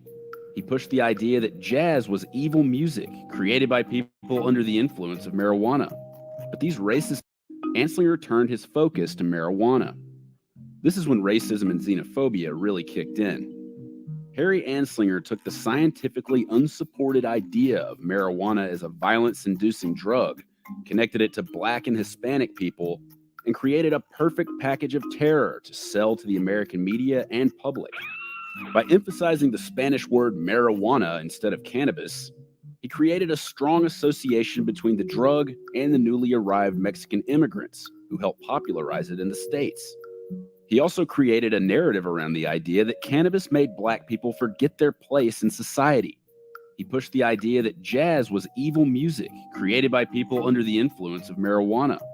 But these racist ideas didn't just influence the media's portrayal or the public's perception of the drug. The discrimination they encouraged was evident in real numbers.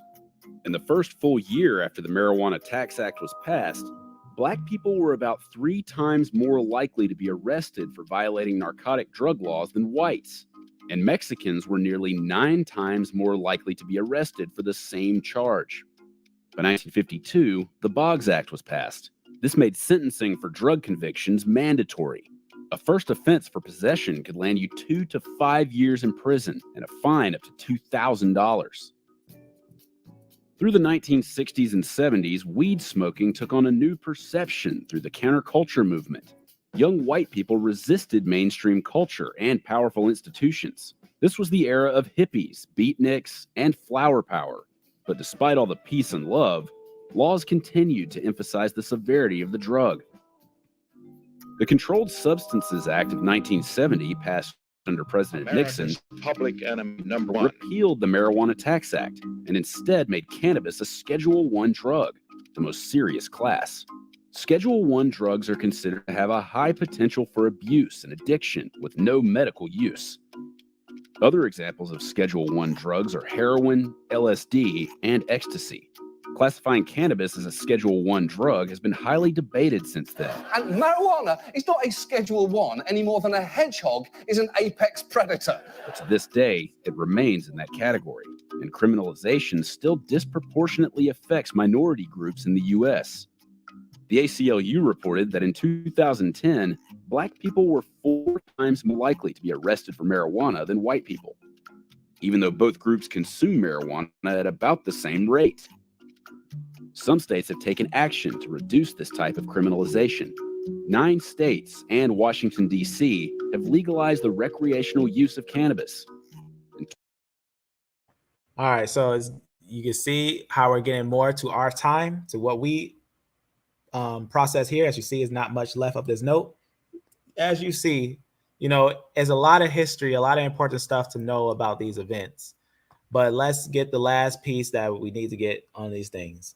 One of the most dangerous things is misinformation. So again, misinformation is the most dangerous thing that we can have.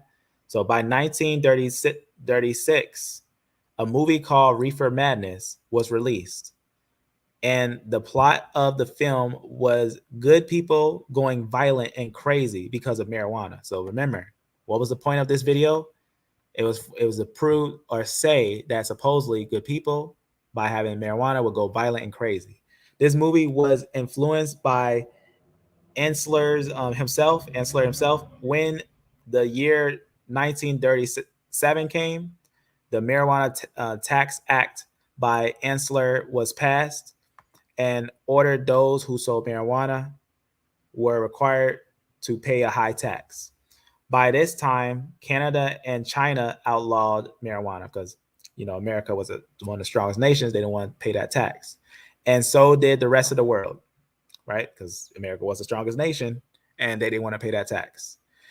the United States of America influenced the entire world that marijuana was indeed a dangerous drug that is harmful to humans, but placed in the Middle East, Northern Africa, and India were, but places in the Middle East, Northern Africa, and India were still making marijuana legal.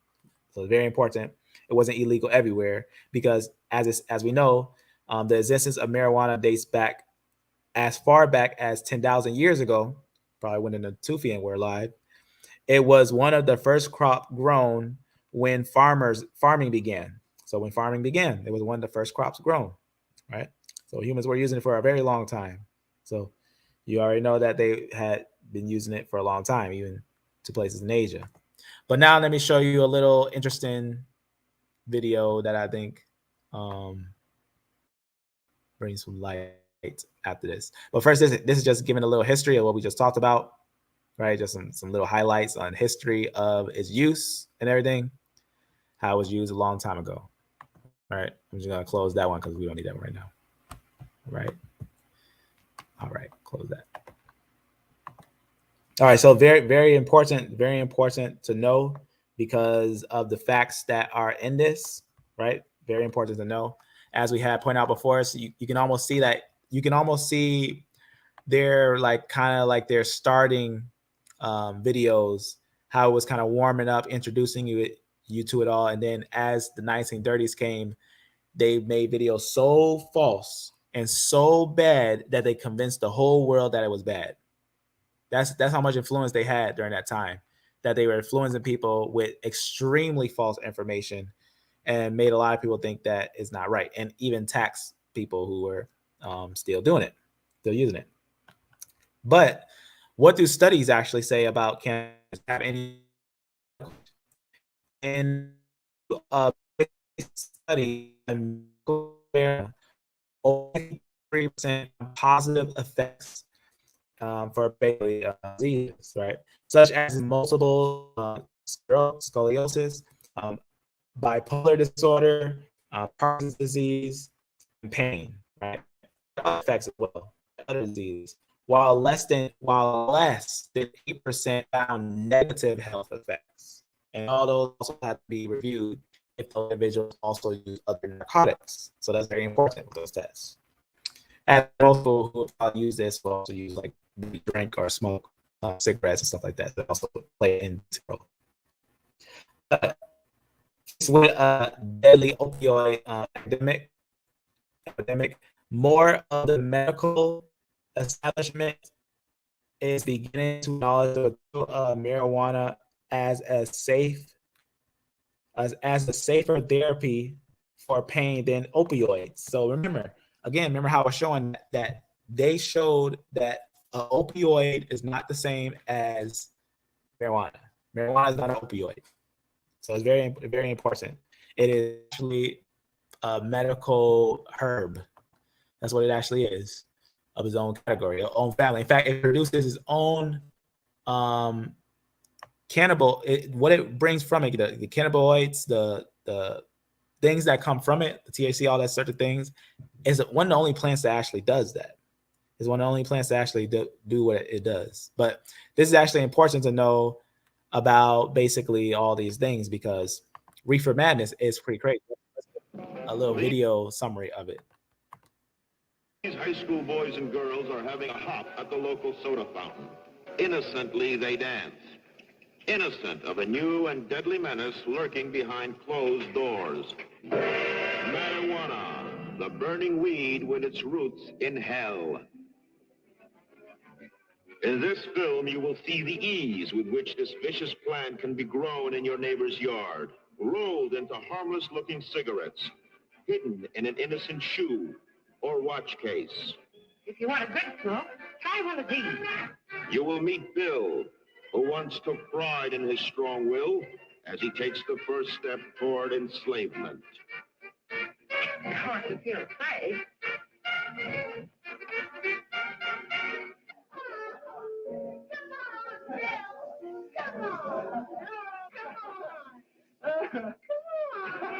Smoking the soul-destroying reefer, they find a moment's pleasure. but at a terrible price. Debauchery, violence, murder, suicide, and the ultimate end of the marijuana addict. Hopeless insanity.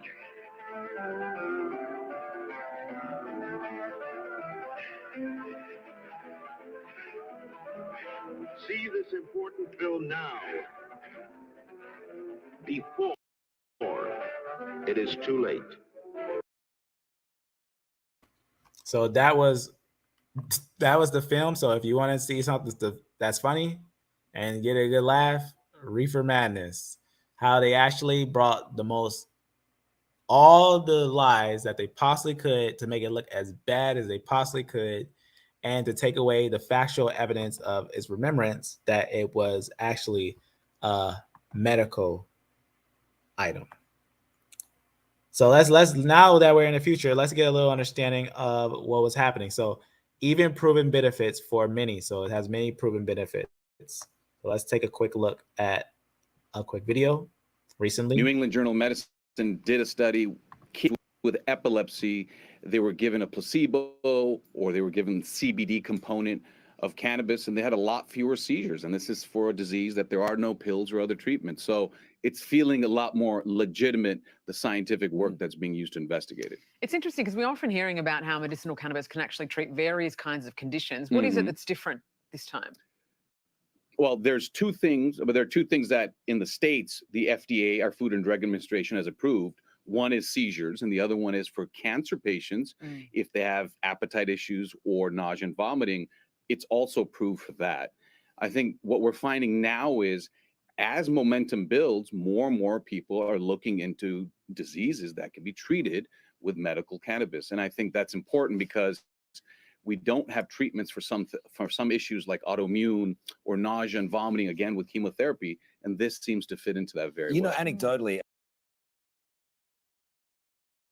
So you see, they're letting you know professionally that it is already approved for many different uses, especially for cancer, especially for stress, and especially for children's epilepsy, right? Seizures and stuff, right? I've seen it with my eyes. I've seen it help people, young people, older people, for ways that it helped them in ways that no other medication can do, and without any side effects, any massive dangerous side effects like what this tried to claim, Reefer Madness. They're lying, right? But let's see a little bit more science on this, right? A little bit more professional science on these matters. So I think this is really interesting because it tells us how much this plant actually can be used for and how many different aspects in this THC plant can be used. Cannabidiol, CBN, CBG, no less than 144 new molecules have since then been identified in this plant. We call them the cannabinoids. Accumulate in the tiny crystals that cover the flower and the buds, the trichomes. In nature, cannabis is the only plant that knows how to produce these cannabinoids. Did you hear that? Cannabis is the only plant that can produce these cannabinoids. Why is that weird? But let's hear it one more time real fast, and then hear what he has to say about it. They accumulate. Right, because this is actually, this right here, this what you're seeing here, in the tiny crystals that cover the flower and buds, the trichomes. In nature, cannabis is the only plant that knows how to produce these cannabinoids. So, can you tell the difference between all these odors? Yes, there are many. Here, the active ingredient is more THC. From the beginning, Raphael Mechoulam had a hypothesis to explain the psychotropic effect. The THC had to have special access to our neurons. His intuition was confirmed in 1988. After the chemistry and the biology of the plant materials were known, we had to go into the mechanism. And the mechanism, the original step, was done by an American, Alan Howlett, and she found that there is a receptor, and the receptor is activated by THC. So here we have a new mechanism, completely new mechanism.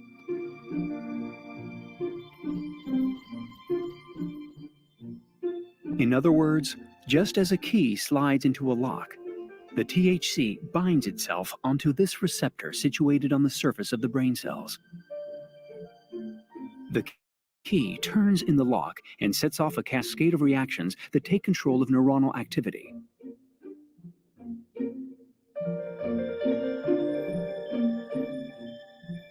But this discovery raised a disturbing question. Why does our brain have receptors that are sensitive to cannabis? Are we naturally predestined to artificial bliss? Now, receptors don't exist in our brain because there is a plant. A receptor exists because we make compounds that activate this receptor when and where needed. It was Lumir Hanous, his research partner, who identified this compound, anandamide. This is the original key produced by our own bodies. It opens the same lock as THC does. In fact, THC only mimics the natural action of anandamide. Discovery of anandamide was for us exciting process. And as soon as we had this compound in our hands, so we named it anandamide. Ananda, it Sanskrit bliss, delight, and amide because it's arachidonyl ethanol amide. We expected that this compound. It was Lumir Hanous, his research partner, who identified this compound, anandamide. This is the original key produced by our own bodies. It opens the same lock as THC does. In fact, THC only mimics the natural action of anandamide. Discovery of anandamide was for us exciting process. And as soon as we had this compound in our hands, so we named it anandamide. Ananda, it Sanskrit bliss, delight, and amide because it's arachidonyl ethanol amide. We expected that this compound makes a person happy, that is inner bliss. We were right. And at the same time, bliss, delight, it was happiness of discoverers. Raphael Mum and his team discovered why cannabis produces psychotropic effects. By inundating our brain with THC, it overstimulates a natural system which is in charge of our well-being.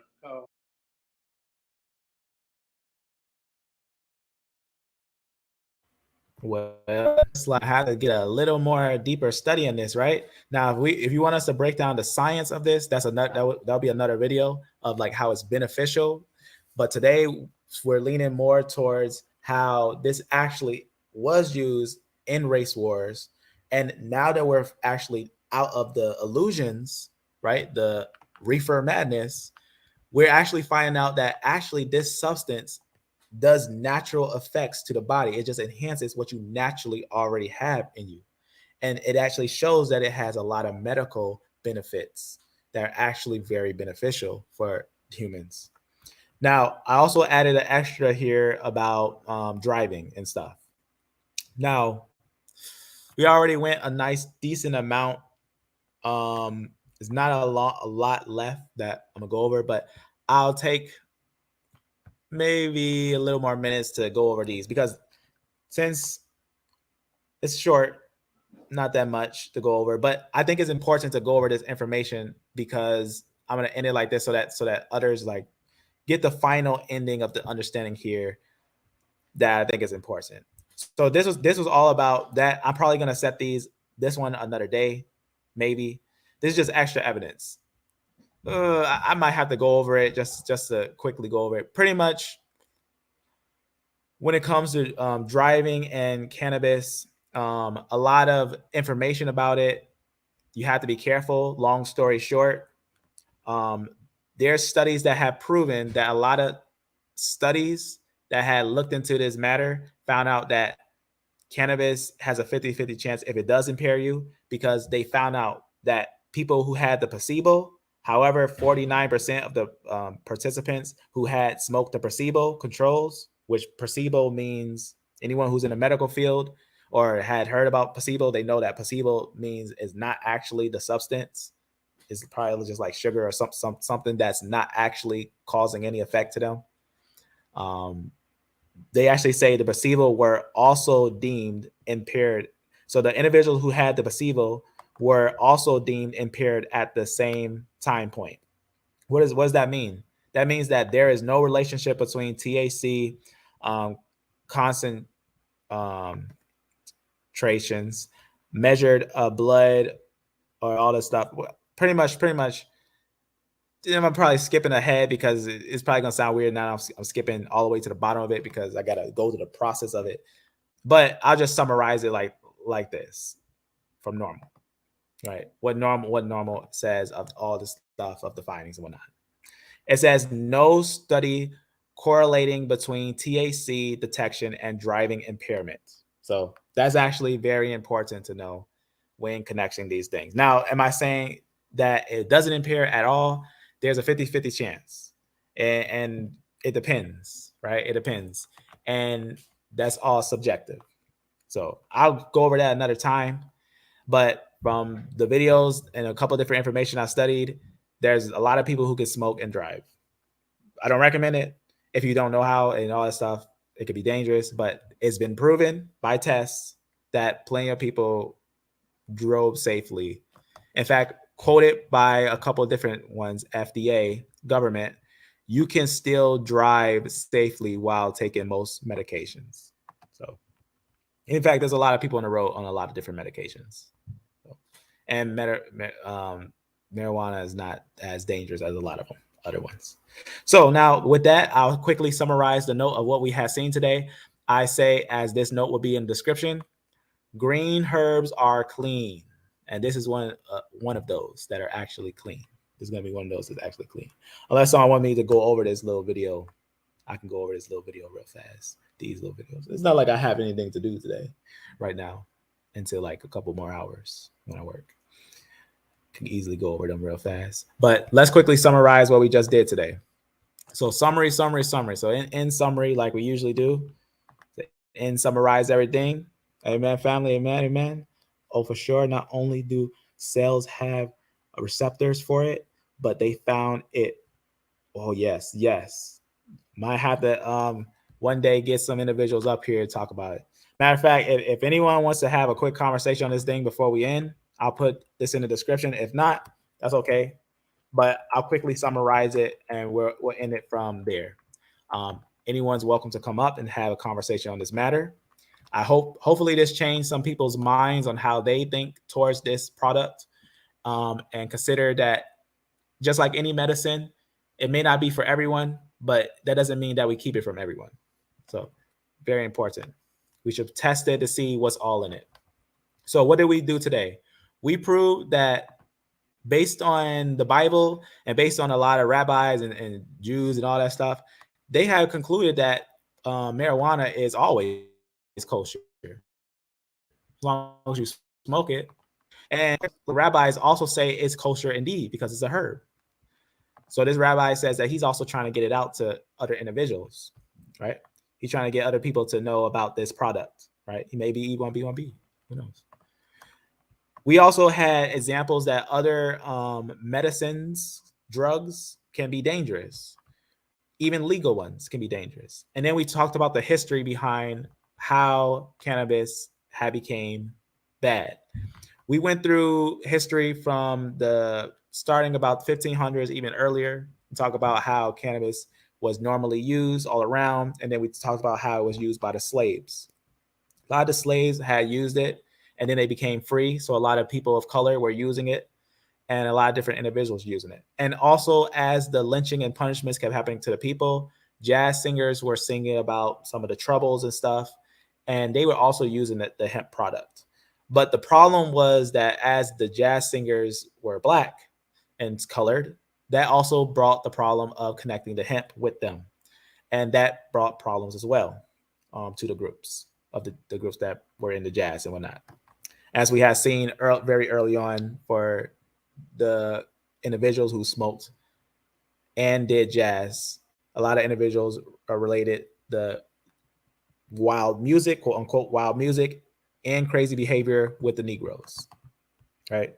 And then we had looked deeper into it, and we seen that it was also some racist ideologies that was going against Mexicans when they came with the phrase marijuana, and that's why sometimes marijuana is seen as a racist phrase. Sometimes it depends which way you go with the etymology. Some actually root it all the way to Africa, but the etymology shows that it does have a little Spanish involvement in it.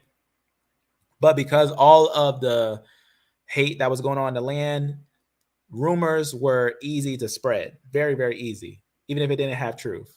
We also talked about the Indians. So remember, the Negroes, the people of color, the Hispanic people, or the Mexicans, and the Indians from India also were using hemp. And all these groups were being racially targeted.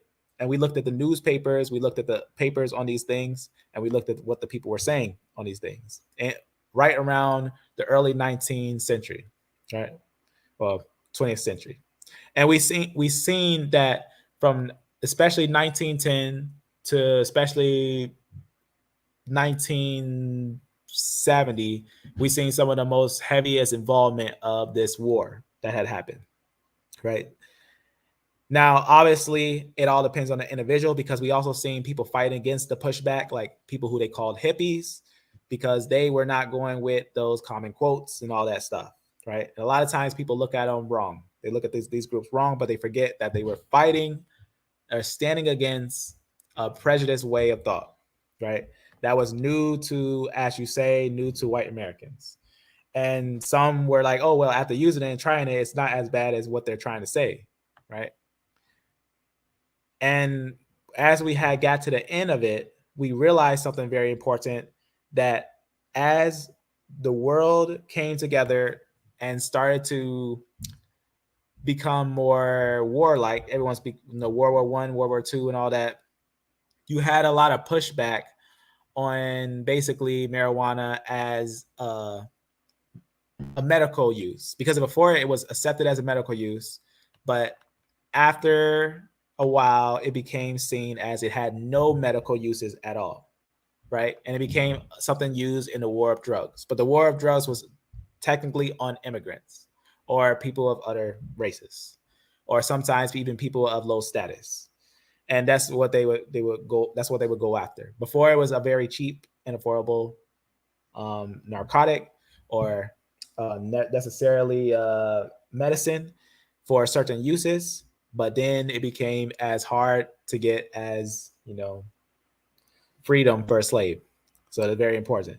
And then we've seen individuals who are with literally the president, and they were making up open lies, and they knew that they were. Of course, they knew they were lies, right? Did we know we were lying about the drugs? Of course we did, he said, right? Of course they did. Of course. So that's one of the biggest things. We know that it was happening. We have newspaper articles that it was happening. We have evidence that it was happening on multiple different individuals, and it changed many people's view. But we know by true science and by true observation, we have evidence that people can actually use this product for very beneficial ways for different individuals. Is it beneficial for everyone? Maybe not. But is it beneficial for someone? Absolutely. Should we limit it? No, I don't think we should limit it. I think that we should examine it, especially for its natural uses that it has in it, and other things as well. But I'll end it like this, we'll end it like this. One of the most important things to know is that obviously be safe if you was to use such a thing. Some recommend if you was to use it, wait a couple hours before you drive or anything like that, and just be safe as always with these things. And just remember that the roots of what caused people to see this as a crime, and what are the roots that cause people to see this as a sin, and what are the roots that cause people to see this as bad, is not behind science, and not behind truth. Nor is it something that is in the scripture condemned. So very important to know about it. In fact, it's possible that some parts of scripture say it may have been used as anointing oil, but that's another subject. So with that said, I hope that this has, even though this has been long, I hope that this has in some points been maybe eye-opening or something that is considerable. So with that, family, all I have to say is if you have anything else, please let me know before I take off. Let me see, it's 1:30. I'll take off at 1:30. 2:30. I'll take off at 2:33. So I'll take a 3-minute read-back examine. Yeah, we got Donnie here. I don't care what no one say. I think that anyone who studies ancient societies, ancient history, ancient science, this is very important stuff. Amen. YEC, OEC, please stand by. Amen. Amen. One of the best debates in creation. That's right. He is. That's right, Chris. That's absolutely right. I think that his channel and other channels are very, very detailed when going over the scientific evidence of creation. I think so. And I think that scholars, a lot of scholars, they're limited to their field. So a lot of scholars got to stay in their field and not try to step out of that boundary and realize they're not scientists, right? It's very disrespectful to think that you have a profession in every field, right? Amen. I love that scripture. Amen, amen. Sober mind, that's right. Cast all your anxieties on him because he cares for you. Sober mind alert. Your adversary of the devil, blah, blah, blah, that. Yeah, I think that you are probably in a old movement. You got an old set of mind. So Flowers, you have an old set of mind and you probably didn't look into the science that much. You probably just jumped on the video at the end. You probably don't know much about that. What does that verse mean? And especially that verse, I think you probably took that verse out of the context there.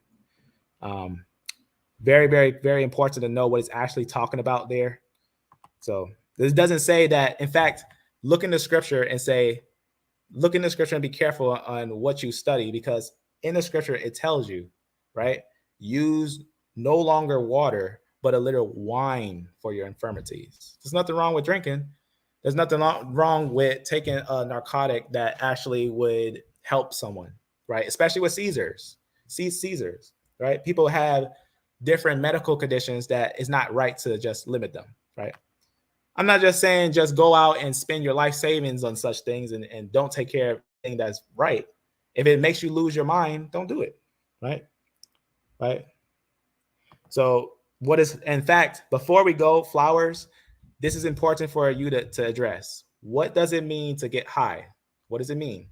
Because we just broke it down and we just talked about the actual ways that you actually are affected in your brain, right? It's actually a natural effect that happens in your brain when that happens. Have you ever felt that feeling? Have you ever felt what it feels like to smoke? Have you, Flowers? Have you ever felt what it felt like to smoke? Tell the truth. No, you haven't. Most people who say stuff like that, they don't know what it feels like. They don't know what it does for people. So very important. Very, very important. So based on one verse, okay. And no one is telling you to get high. Exactly. Right. So very, very important to understand that.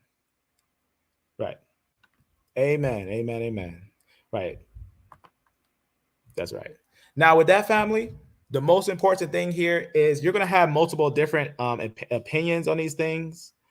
For example, I'm going to wait for Flowers. Give it a little time, a little more than what we was going to say. I smoked weed before. There is nothing godly about getting high. Yeah, especially if you was probably doing it and not doing anything godly. I guarantee you, when you were smoking, your intentions weren't good. You probably wanted to smoke to get high, not for anything good. So that's not what we're concluding here. We're not concluding to just get high and do nothing, right? And just go about evil. We're concluding that marijuana can actually be a substance for benefits for certain individuals, right? So very important. So unless you were actually part of an actual scientific test, you probably felt wrong in yourself doing it. That means you shouldn't do that. That doesn't mean it does that same effect to someone else, right? So you probably shouldn't mess with marijuana if you said yourself nothing godly about getting high. So if nothing godly came out when you smoked, that means you were not godly at that time. You weren't doing anything godly. You were probably doing some crimes. You probably should blame the crimes before you blame what you were doing, right? So that's very important. Because again, I'm still waiting for you to prove what does the high mean? What is the high? Right? If you haven't seen this part where we have broke this down, you're going to look silly. I'll timestamp it for you later on what actually is the scientific high. In fact, let's show it one more time so we end the video right. Because in fact, we'll do another video about the benefits actually used properly,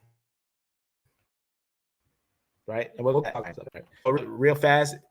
If you haven't seen it, let's talk about what it actually does to the brain. In fact, THC only mimics the natural action of anandamide. THC only mimics the natural reaction of anandamide, right? Mimics. It's not bringing anything that your body doesn't already have in it. It's like a key unlocking your brain, not like to something that's not there, but allowing you to do whatever purpose it is that you are sitting there to do, right? So it's very important to know about that science, right? A lot of people, when they're saying that high, they don't really understand what they're saying, right? And if somehow you smoke to a point where, because remember, again, this is also important, THC levels differentiate, right? If you go for something that's over 100% THC, stuff like that, and it messes you up, you get high, you can't perform or do anything, you went overboard. You went overboard. Whose fault is that? You went high to the point where you don't even have control of yourself. Did you lose control and do bad stuff? Did you do ungodly stuff because you had no control from it? That means that you didn't know what you were doing. You weren't professional in your taking of that. And that's the problem, is that many people are not allowed to take it professionally, nor is they're given the detailed prescription about it. That's what's important. That's what we're talking about, is that it's made to a point where it's so bad that people look at it so bad that they have that concept of thinking it's reefer madness, right? So very important. In fact, as it says, researchers like myself who regularly talk with people who are actively using hard drugs know that legal cannabis can actually reduce the harmful effects of other drugs. What can it do? Reduce the harmful effects of other drugs. So you probably got to do a little more study onto that. Principles of harm reduction. So you got to wonder, how did you go about that? Were you already ungodly yourself, right? So you got to ask yourself that question. Very, very important. Very, very, very, very important with that. I want to make sure I address this. We only went into a drop of it. If you go to the previous video we did yesterday and look at the sources in the description, let me just read you some of the sources in the description. As you know, we always provide sources. So when I'm talking, I may not have them right in there, but you will find them. You will find the sources, because I won't be just talking without sources, because that would be absolutely dangerous. And in no sense am I saying that anyone under the age of 21, 25 should get into narcotics. They shouldn't, because their brain is still developing. But when you're an adult, you're older, your brain's finished, it's one of those things that's subjective. It's subjective, right? I hope I provoked some individuals to come, right? But let's read a little bit on some things that probably some had missed in some of the studies that we have. So a study by a couple of different individuals in 2021 examines cannabis and cannabinoids. Cannabinoids may potentially, right, talk about it has a bunch of different medical, may help array wide avail. Probably got a twist in that phrase there. Basically, it helps a lot of different medical conditions that are basically seen amongst a lot of older adults. So like I said, a younger person, it may be different, but an older adult, it helps with things including pain, arthritis, asomnia, anxiety, and others. So there's a lot of information on these things that actually talk about the benefits that this can have to you. So cannabis and aging research remains in its infancy. So be careful when looking at studies of aging and cannabis, because some people, they'll try to say, oh, it makes you age. But the more you look into it, the more you got to realize that some studies had studied individuals that also had to like tobacco or alcohol. Alcohol increases aging extremely a lot. And you will notice, especially when you study about how alcohol increases aging, right? So we also got different things, for example, talking about that high, right? Different components in marijuana have different actions in the body. For example, the Delta 9 stuff seems to cause the high. So there's what's causing your high, but watch what it says here. Reported by marijuana users. And also can what? Help relieve pain and nausea, reduce inflammation, and can act as an you see what's going on there? Oxidative, right? You see what's going on there?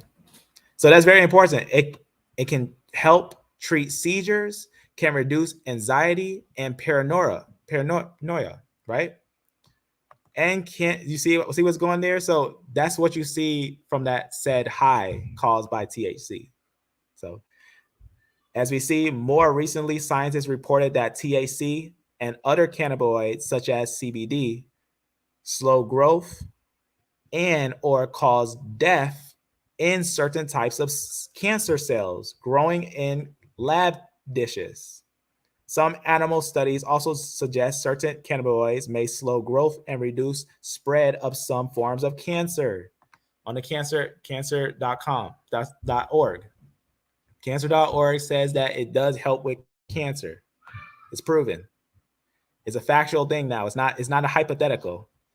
2022, right? You gotta update your sources, right? Gotta keep up with these things. What else we got? What else we got? One more thing on this thing. One more thing. Just to get one more thing on this thing, right? I also put something in the comments if you want to see in the comments, right? I got a little highlight on some things in the comments, what actually happened. So new research supports a number of potential health benefits of cannabis containing THC as opposed to containing CBD exclusively. So you see what's going on there? What year is that? When this come out? For the information that we're seeing here, that's THC. Remember, it has a natural component in it and everything, but it does tell us that it does have benefits in it. So that's very important to know about how actually that high actually works. So that's April 20, 2023. All right, that's this year. So you got to update your mind, update your sources with that, right? So I'll be looking for that next video on that. I hope that you remain sober, because individuals who also take this product, actually it helps them be sober. As a medication administrator, I administrate multiple different drugs to clients. Yes, I did say drugs, because drugs, right, are actually what is being administrated to multiple different people all the time, because drugs are actually acceptable, because medicine is acceptable, right? There were many different people in the Bible that would go to physicians and they'll probably give them something that would help them. So as a medication administrator, I think that people got to get out of that reefer madness type of view, but get into the science and get into the understanding of the fact that there are many people on different narcotics, and a lot of them are legal and worse. So that's all I got for today, family. May you be blessed, you be beloved, and